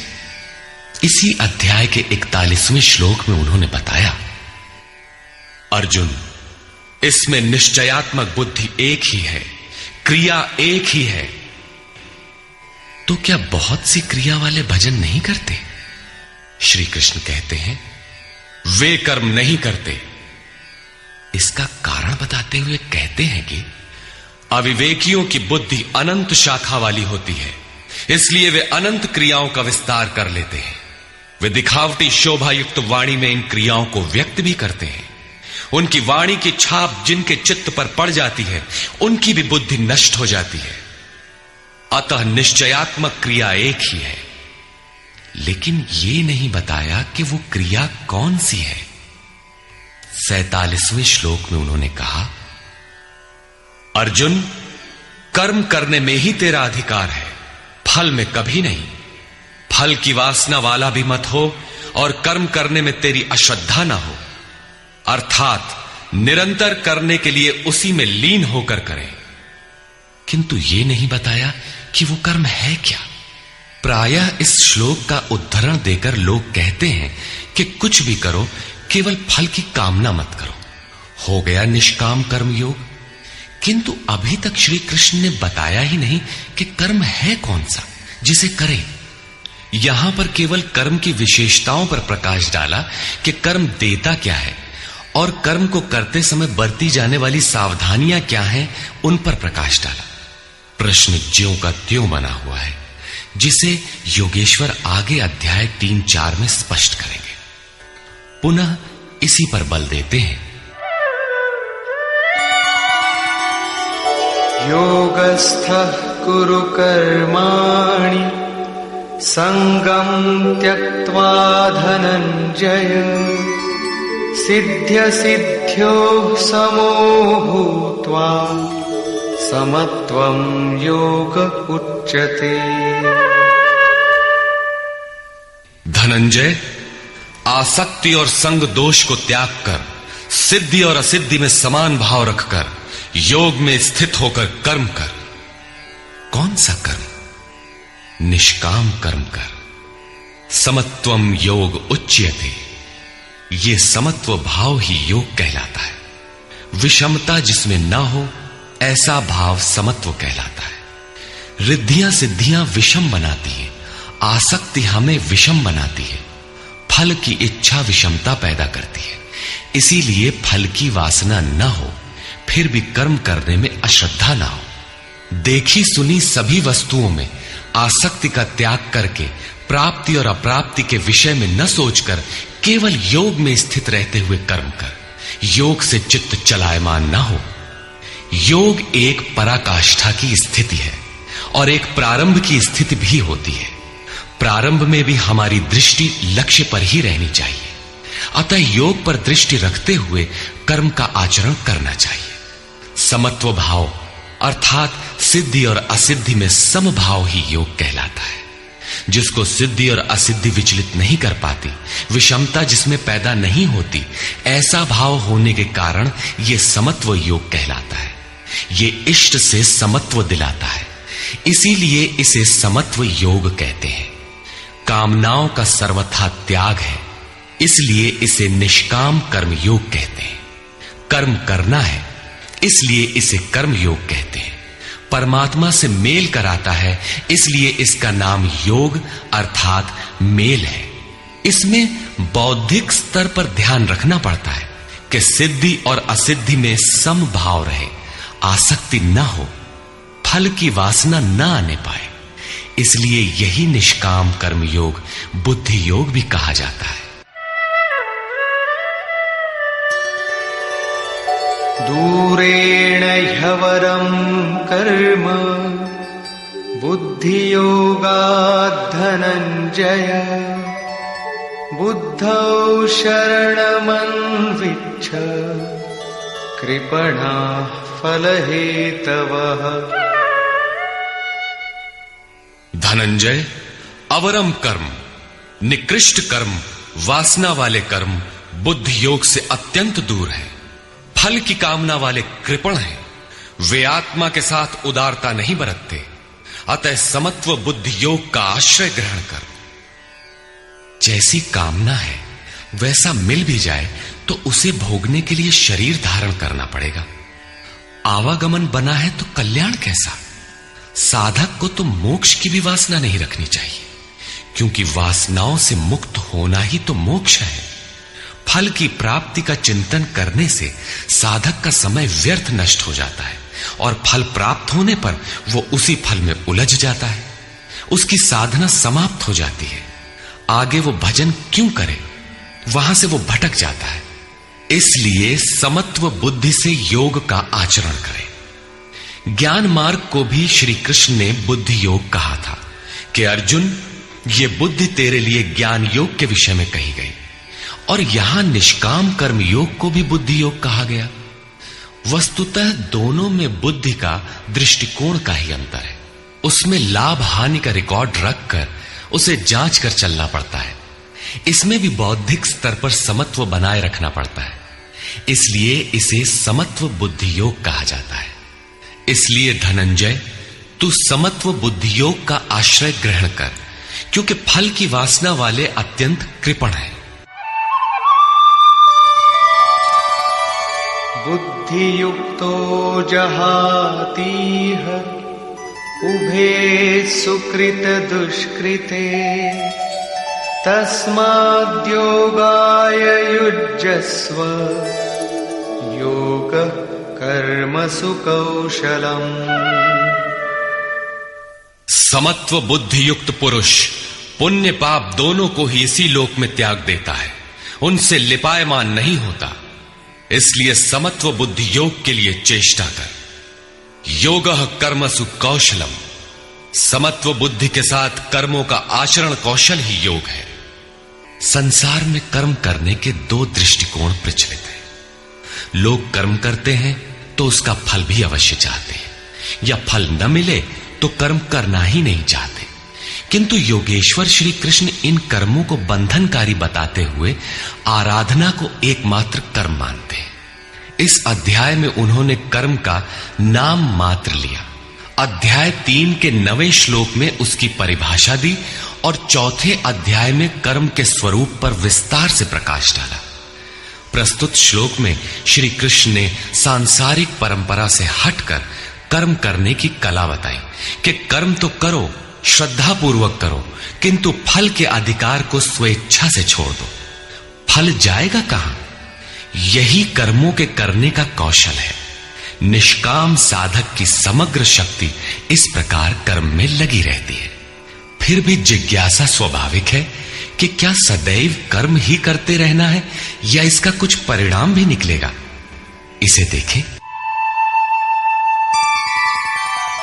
कर्मजं बुद्धियुक्ता हि फलं त्यक्त्वा मनीषिणः जन्मबन्धविनिर्मुक्ताः पदं गच्छन्त्यनामयम्।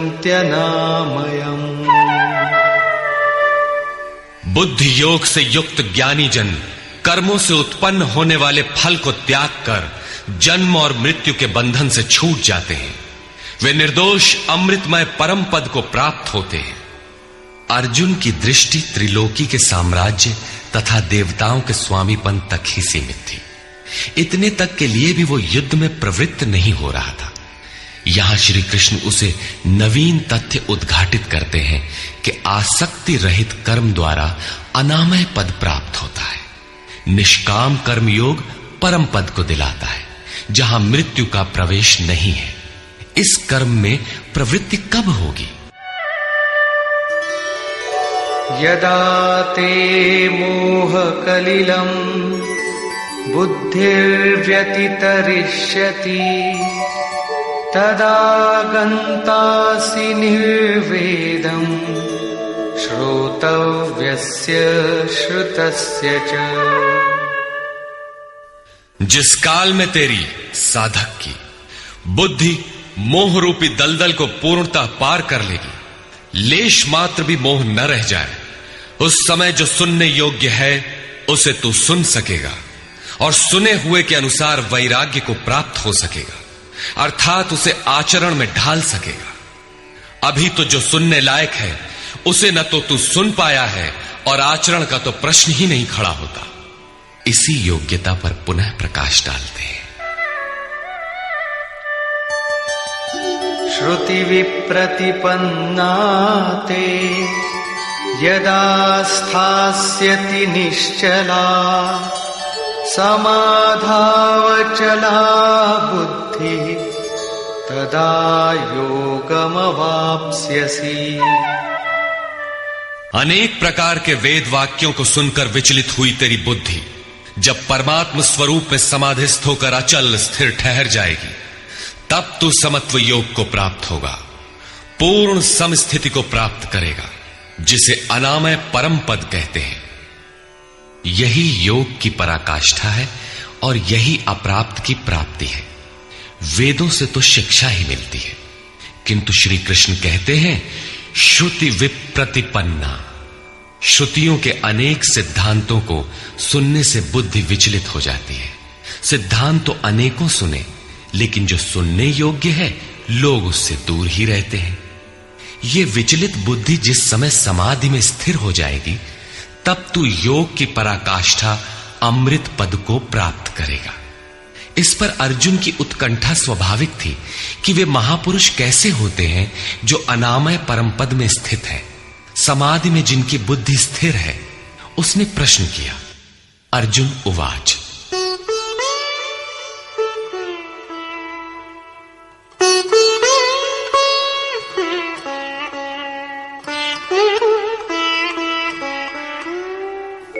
स्थितप्रज्ञस्य का भाषा समाधिस्थस्य केशव स्थितधिः किं प्रभाषेत किमासीत व्रजेत किम्। समाधीयते चित्तम यस्मिन् स आत्मा एव समाधिः। जिसमें चित्त का समाधान किया जाए वो आत्मा ही समाधि है। अनादि तत्व में जो समत्व प्राप्त कर ले उसे समाधिस्थ कहते हैं। अर्जुन ने पूछा, केशव, समाधिस्थ स्थिर बुद्धि वाले महापुरुष के क्या लक्षण है? स्थित प्रज्ञ पुरुष कैसे बोलता है, वो कैसे बैठता है, वो कैसे चलता है? 4 प्रश्न अर्जुन ने किए।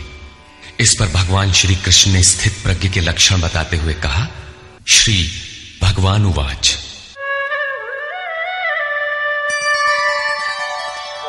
प्रजहाति यदा कामान् सर्वान् पार्थमनोगतान् आत्मन्येवात्मना तुष्टः स्थितप्रज्ञस्तदोच्यते। पार्थ, जब मनुष्य मन में स्थित संपूर्ण कामनाओं को त्याग देता है तब वो आत्मा से ही आत्मा में संतुष्ट हुआ स्थिर बुद्धि वाला कहा जाता है। कामनाओं के त्याग पर ही आत्मा का दिग्दर्शन होता है। ऐसा आत्माराम आत्मतृप्त महापुरुष ही स्थित प्रज्ञ है। दुःखेष्वनुद्विग्नमनाः सुखेषु विगतस्पृहः वीतरागभयक्रोधः स्थितधीर्मुनिरुच्यते।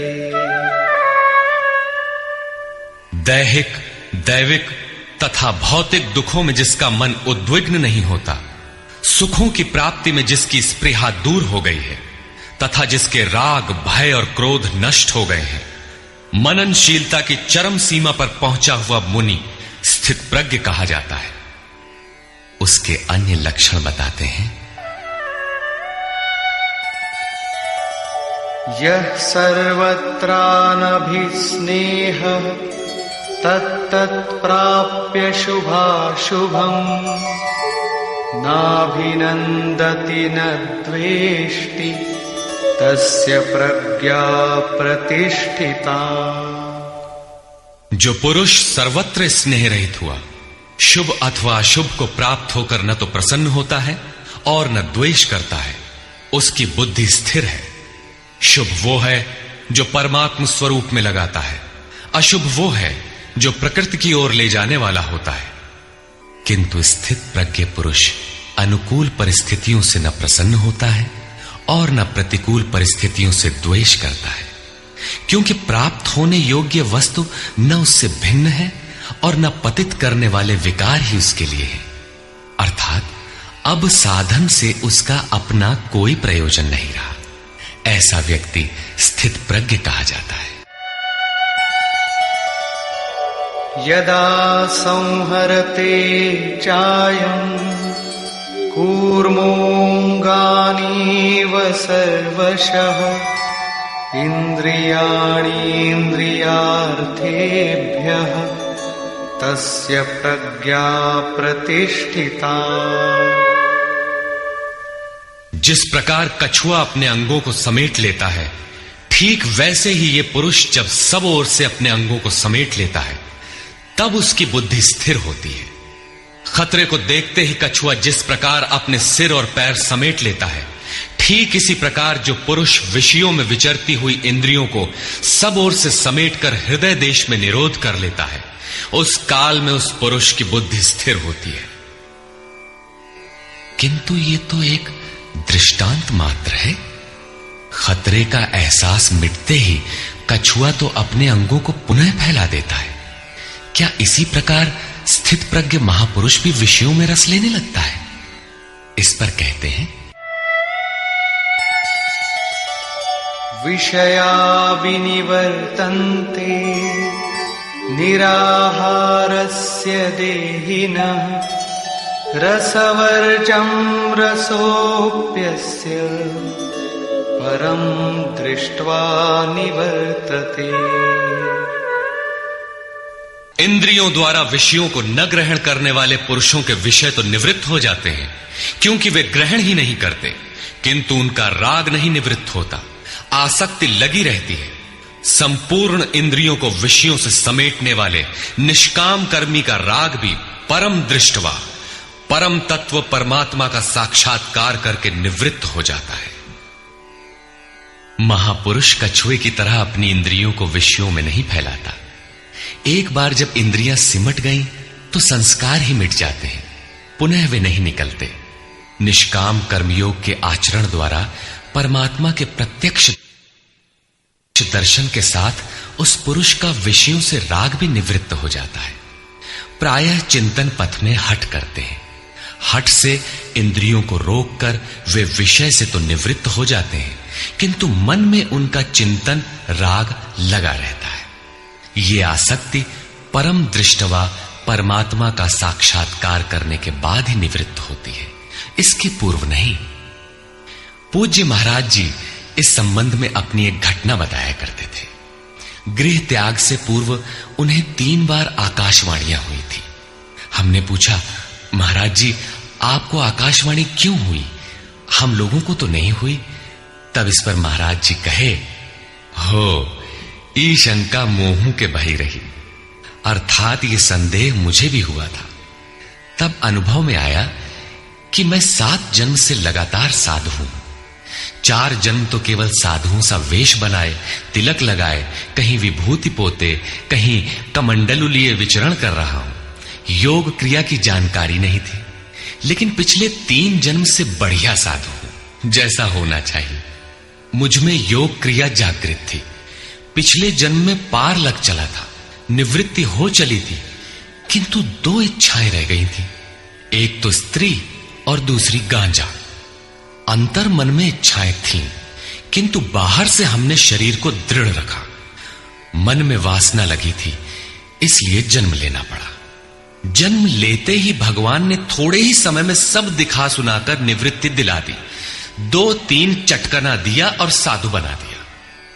ठीक यही बात श्री कृष्ण कहते हैं कि इंद्रियों द्वारा विषयों को न ग्रहण करने वाले पुरुष के भी विषय तो निवृत्त हो जाते हैं, किंतु साधना द्वारा परम पुरुष परमात्मा का साक्षात्कार कर लेने पर वो विषयों के राग से भी निवृत्त हो जाता है।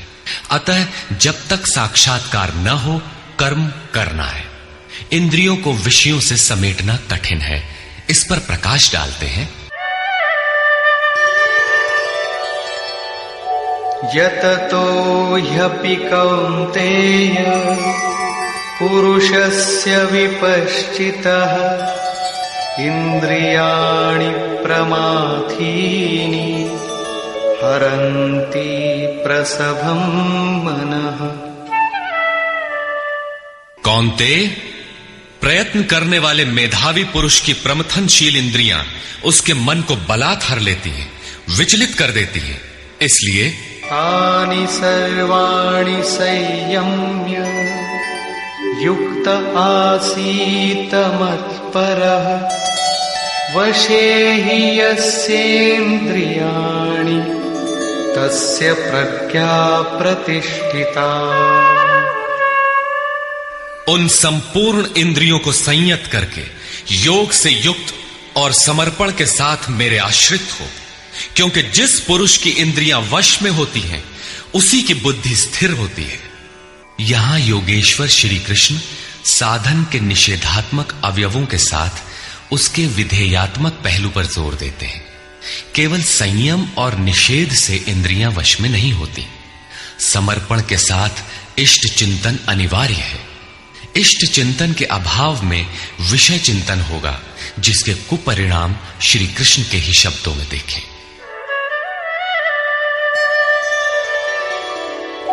ध्यायतो विषयान् पुंसः संगस्तेषूपजायते संगात् संजायते कामः कामात् क्रोधोऽभिजायते।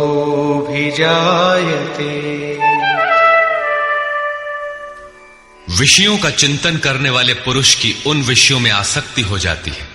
आसक्ति से कामना उत्पन्न होती है। कामना पूर्ति में व्यवधान आने से क्रोध उत्पन्न होता है। क्रोध किसे जन्म देता है? क्रोधाद् भवति सम्मोहः सम्मोहात् स्मृतिविभ्रमः स्मृतिभ्रंशात् बुद्धिनाशो बुद्धिनाशात् प्रणश्यति। क्रोध से विशेष मूढ़ता अर्थात अविवेक उत्पन्न होता है। नित्य अनित्य वस्तु का विचार नहीं रह जाता। अविवेक से स्मरण शक्ति भ्रमित हो जाती है, जैसा अर्जुन को हुआ था। भ्रमतीव च मे मनः। गीता के समापन पर उसने कहा, नष्टो मोह स्मृतिर्लब्धा। क्या करें क्या न करें इसका निर्णय नहीं हो पाता। स्मृति भ्रमित होने से योग परायण बुद्धि नष्ट हो जाती है और बुद्धि नाश होने से ये पुरुष अपने श्रेय साधन से च्युत हो जाता है। यहां श्री कृष्ण ने बल दिया है कि विषयों का चिंतन नहीं करना चाहिए। साधक को नाम रूप लीला और धाम में ही कहीं लगे रहना चाहिए। भजन में ढील देने पर मन विषयों में जाएगा। विषयों के चिंतन से आसक्ति हो जाती है। आसक्ति से उस विषय की कामना साधक के अंतर मन में होने लगती है। कामना की पूर्ति में व्यवधान होने पर क्रोध, क्रोध से अविवेक, अविवेक से स्मृति भ्रम और स्मृति भ्रम से बुद्धि नष्ट हो जाती है। निष्काम कर्म योग को बुद्धि योग कहा जाता है, क्योंकि बुद्धि स्तर पर इसमें विचार रखना चाहिए कि कामनाएं न आने पाए। फल है ही नहीं। कामना आने से यह बुद्धि योग नष्ट हो जाता है।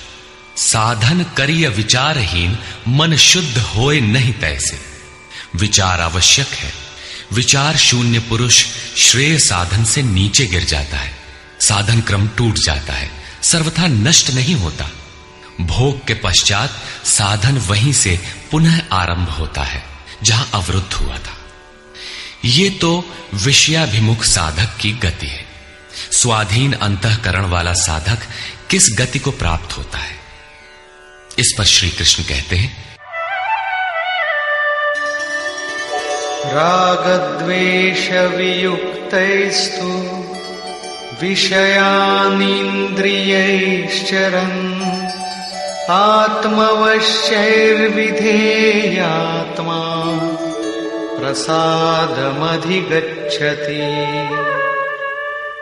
आत्मा की विधि को प्राप्त प्रत्यक्षदर्शी महापुरुष राग द्वेष से रहित वश में की हुई अपनी इंद्रियों द्वारा विषयान चरण, विषयों में विचरता हुआ भी प्रसाद मधिगच्छति, अंतःकरण की निर्मलता को प्राप्त होता है।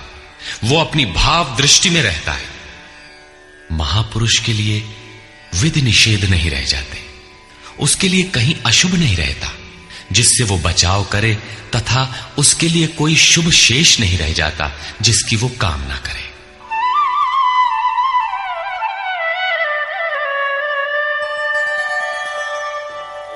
प्रसादे सर्वदुःखानां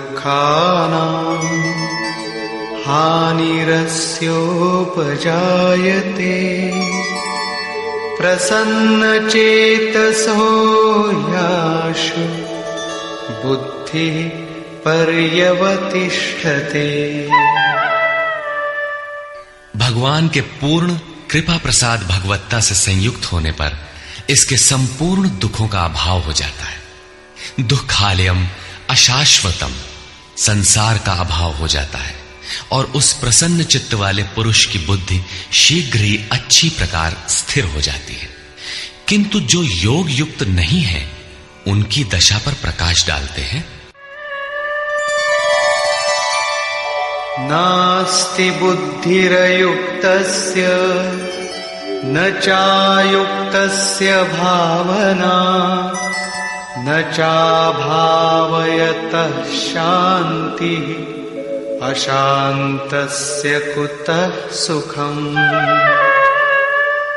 योग साधन रहित पुरुष के अंतःकरण में निष्काम कर्मयुक्त बुद्धि नहीं होती।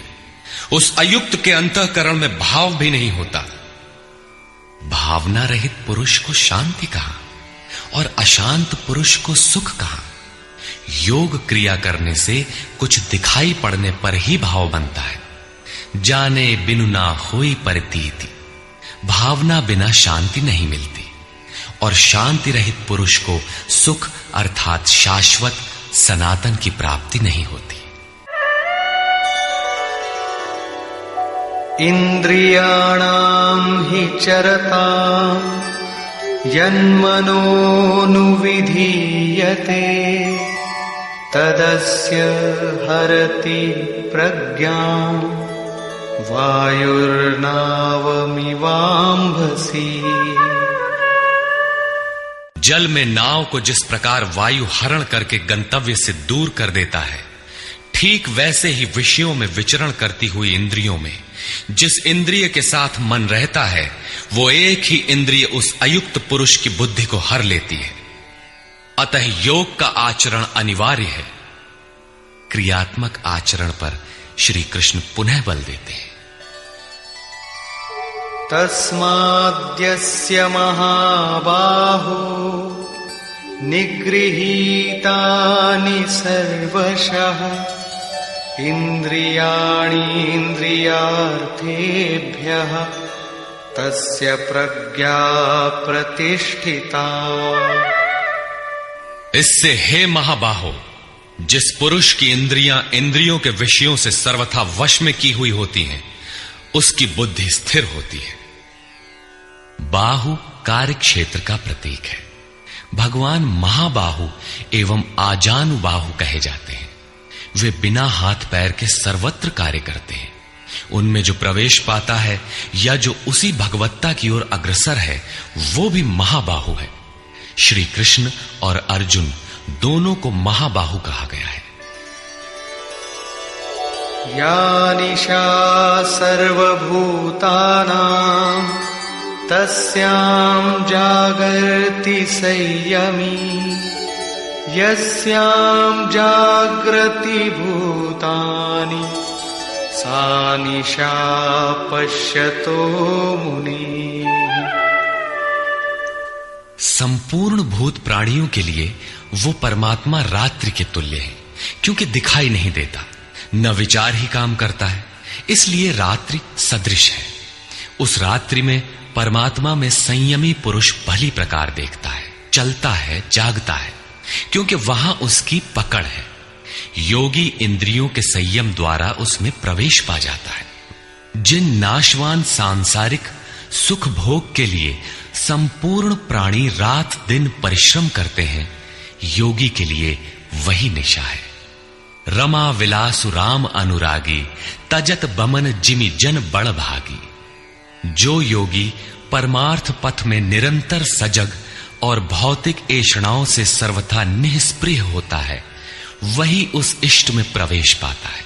वो रहता तो संसार में ही है, किंतु संसार का उस पर प्रभाव नहीं पड़ता। महापुरुष की इस रहनी का चित्रण देखें।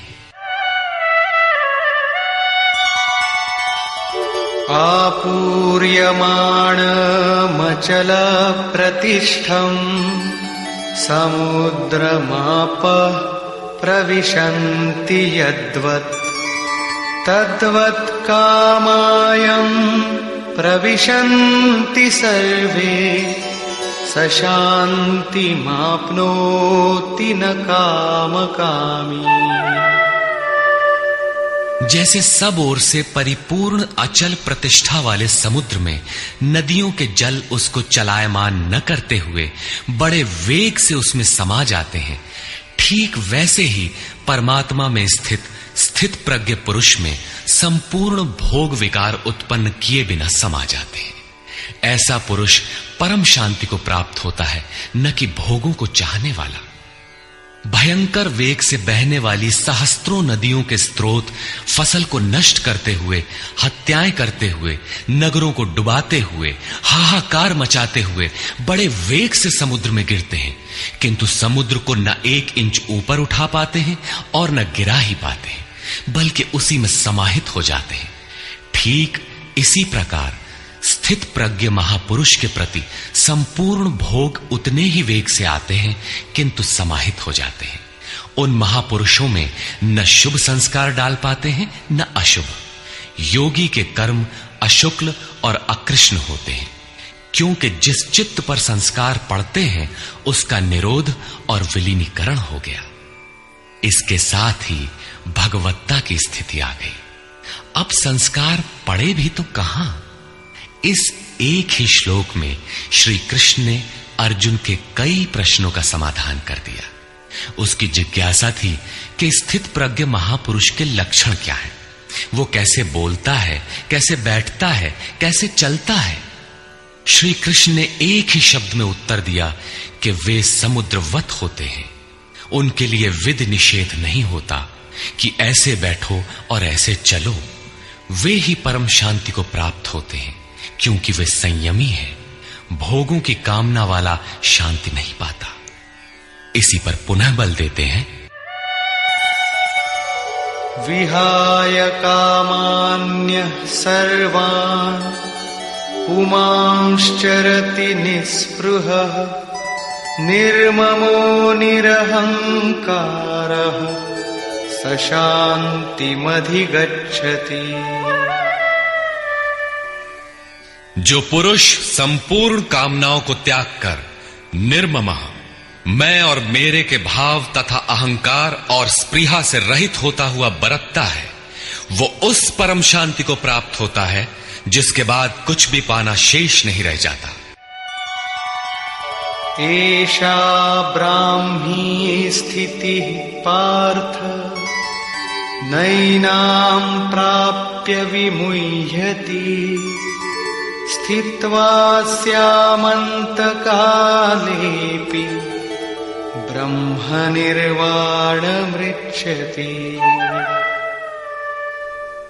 पार्थ, उपर्युक्त स्थिति ब्रह्म को प्राप्त हुए पुरुष की स्थिति है। समुद्रवत उन महापुरुषों में विषय नदियों की तरह समा जाते हैं। वे पूर्ण संयमी और प्रत्यक्षता परमात्मदर्शी हैं। केवल अहम ब्रह्मास्मि पढ़ लेने या रट लेने से यह स्थिति नहीं मिलती। साधन करके ही इस ब्रह्म की स्थिति को पाया जाता है। ऐसा महापुरुष ब्रह्म निष्ठा में स्थित रहते हुए शरीर के अंत काल में भी ब्रह्मानंद को ही प्राप्त होता है। निष्कर्ष, प्रायः कुछ लोग कहते हैं कि दूसरे अध्याय में गीता पूर्ण हो गई, किंतु यदि केवल कर्म का नाम मात्र लेने से कर्म पूरा हो जाता हो तब तो गीता का समापन माना जा सकता है। इस अध्याय में योगेश्वर श्री कृष्ण ने यही बताया कि अर्जुन, निष्काम कर्मयोग के विषय में सुन, जिसे जानकर तू संसार बंधन से छूट जाएगा।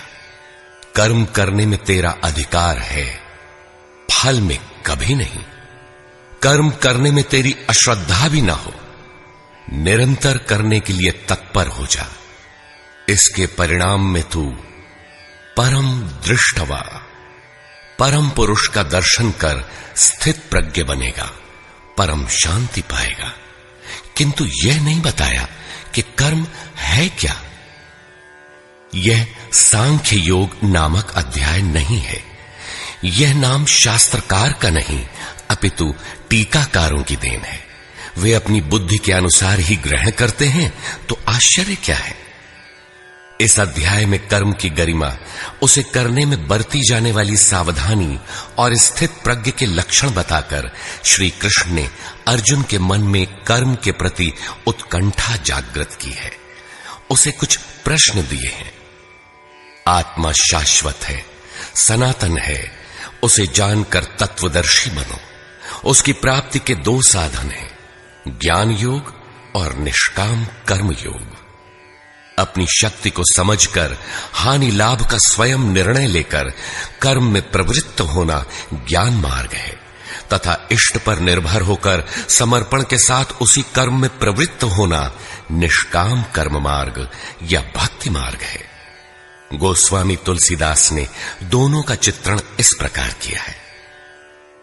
मोरे प्रौढ़ तनय सम ज्ञानी, बालक सुत समदास अमानी, जनहि मोर बल निज बल ताही, दुह कह काम क्रोध रिपु आही। मेरे दो प्रकार के भजने वाले हैं, एक ज्ञान मार्गी, दूसरा भक्ति मार्गी। निष्काम कर्म मार्गी या भक्ति मार्गी शरणागत होकर मेरा आश्रय लेकर चलता है। ज्ञान योगी अपनी शक्ति सामने रखकर अपनी हानि लाभ का विचार कर अपने भरोसे चलता है, जबकि दोनों के शत्रु एक ही हैं। ज्ञान मार्गी को काम क्रोधादि शत्रुओं पर विजय पाना है और निष्काम कर्म योगी को भी इन्हीं से युद्ध करना है। कामनाओं का त्याग दोनों करते हैं और दोनों मार्गों में किया जाने वाला कर्म भी एक ही है। इस कर्म के परिणाम में परम शांति को प्राप्त हो जाओगे। लेकिन यह नहीं बताया कि कर्म है क्या। अब आपके भी समक्ष कर्म एक प्रश्न है। अर्जुन के मन में भी कर्म के प्रति जिज्ञासा हुई। तीसरे अध्याय के आरंभ में ही उसने कर्म विषयक प्रश्न प्रस्तुत किया।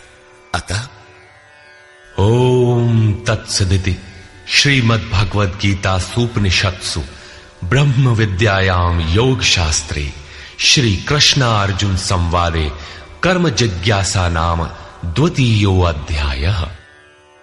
इस प्रकार स्वामी अड़गड़ानंद कृत श्रीमद् भगवद गीता के भाष्य यथार्थ गीता का दूसरा अध्याय पूर्ण होता है। हरि ओम तत्सत।